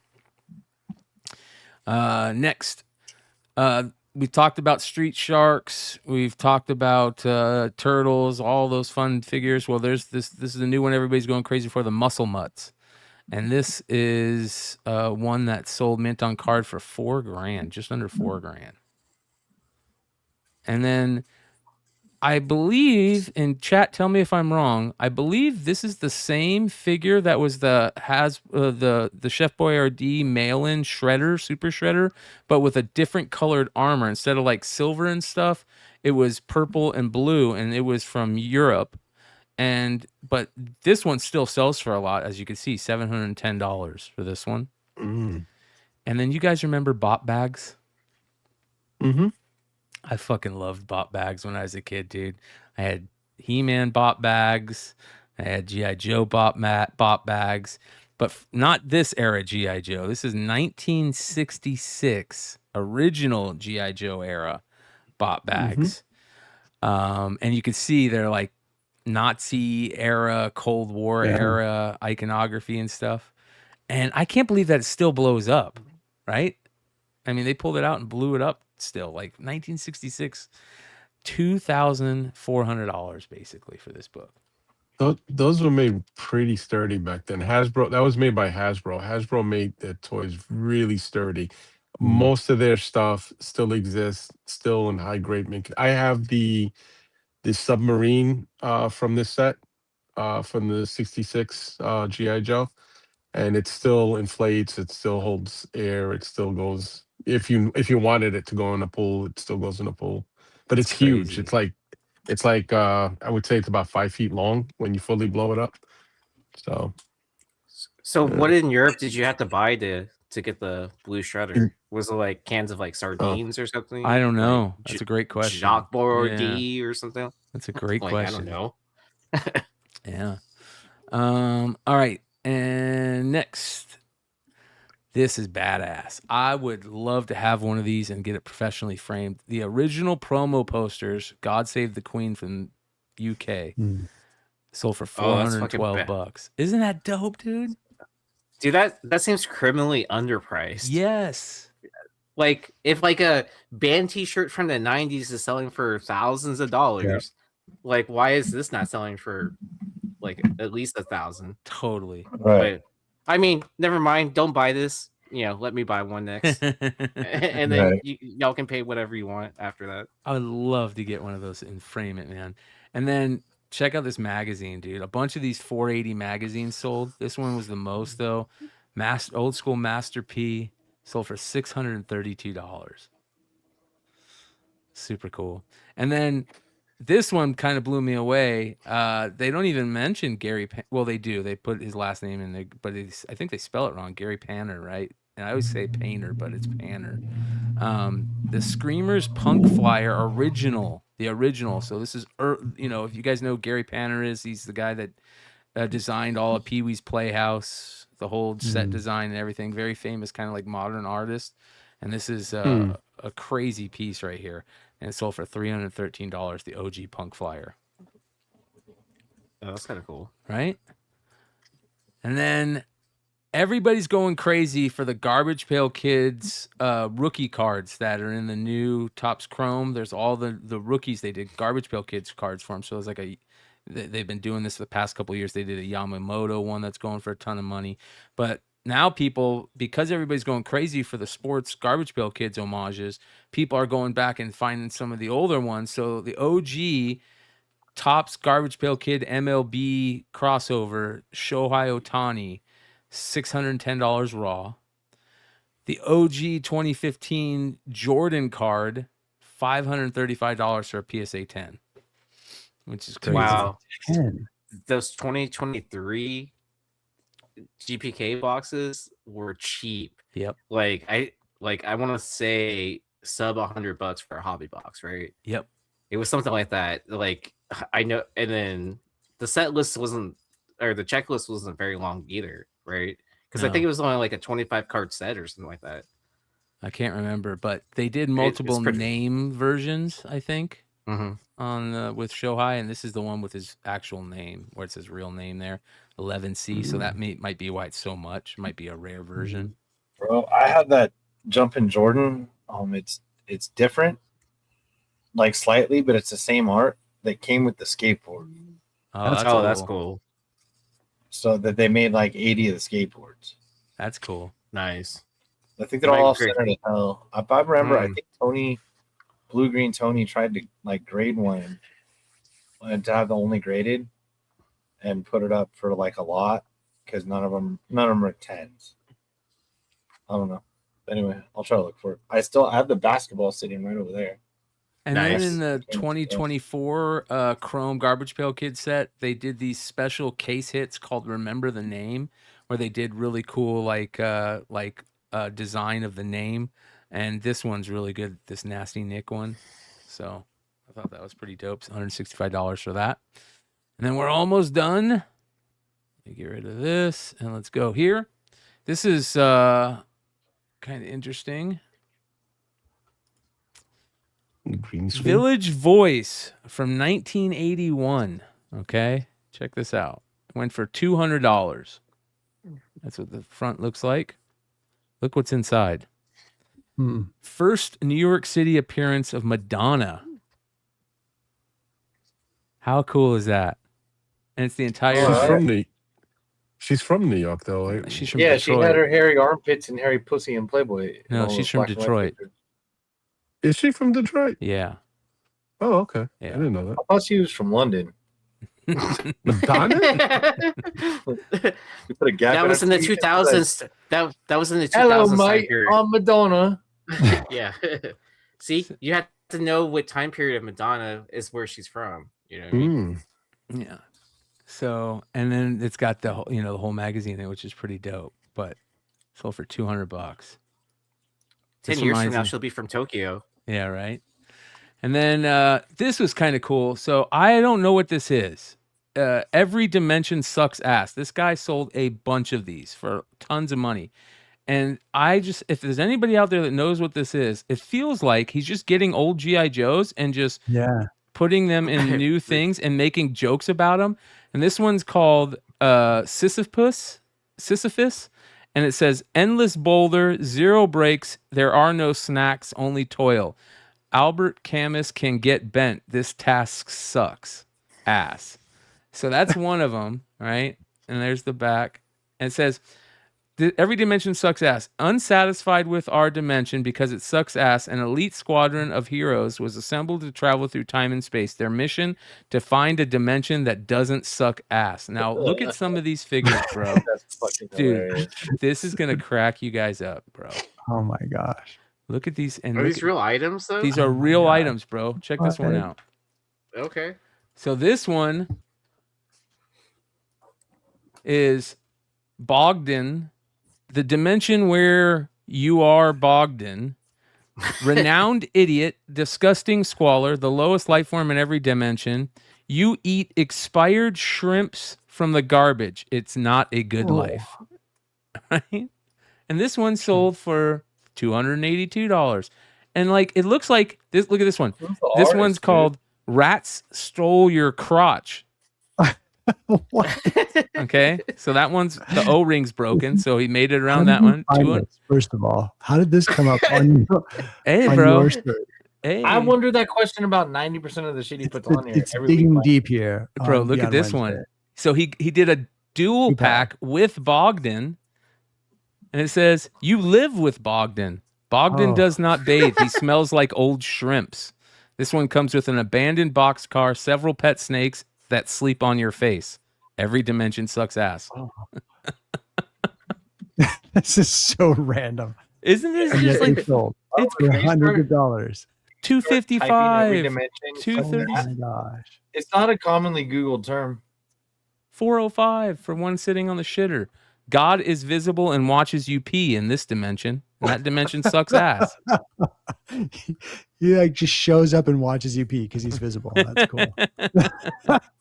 He's a voyeur. Speaking of G.I. Joe, this is one of the greatest G.I. Joe vehicles ever. The Sky Havoc, right? And this one is special because it came out during that time where they were painting everything chrome, and they're metallized chrome parts. And this one was never opened, dude. Look at this. That's cool. Look at the metallized chrome. These things look so badass. Look at this back of this. I mean, like shiny chrome. And this was at kind of the end of when G.I. Joe stopped being really cool. They kind of started getting like, they started putting out the pieces. Too cheesy. Yeah, kind of cheesy. $444 is sold for. All right. Very I remember talking about the original DC Con designer Mondo Man thing, which was badass, but I never knew they did a psychedelic one. Look how badass that fucking looks. That's cool. It's got a That's little one for the desk, I think. I right? like that one. Yeah. That is fucking awesome. That's really cool. Limited to 125 total. That's the original. Even the original is badass, but the psychedelic one is dope. So this sold for $400. One of the craziest Spawn sales. Spawn 300 sketch by Bart Sears. Okay. So it's is it a sketch or a sketch cover? Let me take a look. It's a sketch cover. Signed and sketched by Bart Sears. And he had McFarlane sign it, and Todd wrote "great art" on it because of how badass that is, right? That's a lot of work. All right. Yeah, Bart Sears is fucking badass too. And this sold for a grip, $1,200. Pretty That's good. actually not bad. No. Fucking. For a sketch cover, honestly, like that's a pretty decent price. I just think it's super cool that McFarlane signed it "great art" on it. That's so cool. And then this is kind of cool. I had never seen this. This is a beautiful cover, and it's a nudie. It's a titty book, but this cover is fantastic. And this is a Marat Michaels book. Have you ever seen this, Leg? Never. It's called Baby, Zombie, and Candy, #2 from Counterpoint. He wrote this. Yeah. This is a Nathan Lorenzen cover. Look at that baby. How creepy that baby is. Look at that beautiful They have woman. more random shit on Counterpoint than you would. Why is she naked? I don't, because it's a nudie book. It's bro. not. It's not a baby. That The fucking baby's cover. dressed and it's dead. So like, why is she naked? Because it's a booby book, bro. I know. Titties out. I'm just. Don't need clothes in the apocalypse, dude. Yeah. Damn, that's Dead a good baby cover. does. 9.9. It Right only before the apocalypse. it sold for $332. Yeah. Yeah. Never seen it. Beautiful. All right. This is a blow cover of the week. I almost saved this for House of Stein. This cover looks like Uncle Scrooge is shitting out a palm tree. Bro, look at his face. He for sure is, dude. It looks like he's shitting out a palm tree, dude. Who does #2 work for? Oh my gosh. And then this looks gorgeous. So for I think around 2000, an 8.0 purple label. But if you're ever gonna get a purple label on a book, I don't feel too bad about this one, right? No. Oh, you can kill. Oh, that'd be awesome to have a purple label on that. Yeah. Right? What a fucking book, dude. Is it because it's Joker? It says Because you had the Jokers in the purple suits, right? I know. what does it say? Restoration includes color touch, pieces added, tear something, Tear seals. tear seals, channel reinforced. So maybe Yeah, I it was- don't even know if I would try to get that restoration removed. I'm just saying it's like I wouldn't touch it. Yeah. yeah, you know what I Yeah. mean. Like fucking a purple label on this book is kind of fitting. And then Keep I the saw label, put this them and I on. thought, hey, that looks like a JSC book I've never seen. This is Tyndall, Jamie Tyndall. I Make Boys Cry #1 from 2023. It's a And he did nice that sketch on there. it, Yeah. Look at Mhm. that. Oh wow. Fantastic. It sold almost for looks better than $400. the cover art. It's awesome. Yeah. Actually, it does look better than the cover art. And then look at this. I fucking love graham crackers variants. They're so underrated. Grimm Fairy Tales Return to Wonderland #4. This is a Larry's variant, but same thing basically, and limited of 1,000, which sounds like a lot. But have you ever seen this book? No. No, not at all. So there's a lot of rare graham crackers. Who did the cover though? I don't even. This probably is sound like 10 people. by Tommy Castillo. Nope, no idea. Yep, it's signed by. Shout out to Tommy wherever you at, bro. It's We signed still by remember you. Tommy, 20 Ralph years later. Tedesco, Joe Tyler, of course, Ralph from Zenoscope, Joe Tyler, Nea Rufino, Dan Leister, and Raven Gregory, who wrote it. Tommy Castillo was I mean, from what I remember, he was an artist that worked on a lot of Batman stuff back in the days. I would say early 90s or Sounds late like he 90s, passed early away. 2000s. Clutch says, "Rest in peace, Tommy." So it sounds like he's no Really? longer with us, which is a Ugh. bummer. Because that's beautiful, bro. My favorite was buying directly from Larry, like right before COVID. Yeah, it was really happening because like Yeah. he was just selling stuff off of Instagram for a good while. Yeah, it was kind of cool just to chat with him for a bit and then buy something. Yeah, I think I got a couple of Batman original pages by him and some commission art. This sold on my comic shop site, eBay, for $185. Signed by 5 people. Here's the real trick on my comic shop. If you find it on eBay, go to their website and you can get it for a lot cheaper. Yeah. like 15% cheaper, 12, whatever. And then finally, probably the top 5 wraparound cover that I've ever seen. We talked about this when we first saw it, but it's already pre-selling for $400. The Absolute Batman 19 Seth Mann variant. Of course, Clayman and Seth Mann brothers. Look at this fucking... Which one goes to Jesse's shop? Clay. Look at that was fucking wild. cover, dude. He's the wrong man. That is seriously one of the best wraparounds I've ever seen. If that was like a print, that would be amazing. It's gonna be a movie poster. Awesome, It's dude. like Joker in the front and Scarecrow in the back, right? Yep. Yeah. God, that's wicked, dude. And then finally, speaking of Alice in Wonderland, this is a beautiful book that I would have bought for $125 all day. A 9.6 Alice in Wonderland #1 from 1984. This is the Whitman variant of the book. So it only came in Whitman 3-packs, but look how great that book looks. No, that's pretty cool. For $125, man. You don't even need a spoonful of sugar for that price.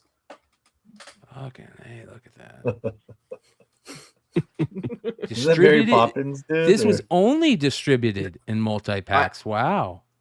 I thought before she shrunk, she like Is that ate what something they- with I don't know, man. Yeah. I don't know. I've been on Disney in a minute. I'm always not in the state of mind I should be in whenever I watch Alice in Wonderland, anyways. So Yeah. But by that point in time, so And that being said, ladies and gentlemen, we are 3.5 hours. We will see you guys soon. Leg, do you have any sales coming up? Yeah, tomorrow, Friday. I'm sure over the weekend. I don't know what time. Probably Sunday. So I will get that all figured out. But yeah, tomorrow night definitely 6:30. Friday at 5 or 6. West There we Coast. go. John, you have any shows you're setting up at? No, I actually, it's long. Well, it doesn't matter. I had canceled the show I was doing to go to Huntsville, and then I wound up canceling my flight to Huntsville. So now I'm doing nothing. Oh, nice. You get a little rest. Yee, do you But have any get a little whatnot rest. sales or anything that you're doing anytime soon? I have some plans in the near future. Whenever we get our share of the Feral 21, Graves will be doing a signing with me on Whatnot. So awesome. yeah. Thank you, So Mr. so I'm gonna Clutch. practice with him. That's dope, dude. Doing his paw print and all that stuff. So I Fuck gotta get yeah. an ink pad too. So it's gonna be fun. Well, that being said, you guys, we will see you Friday night over at the House of Stein, then right back here on Saturday. Adios. Peace. Life moves pretty fast. You don't stop and look around once in a while, you could miss it.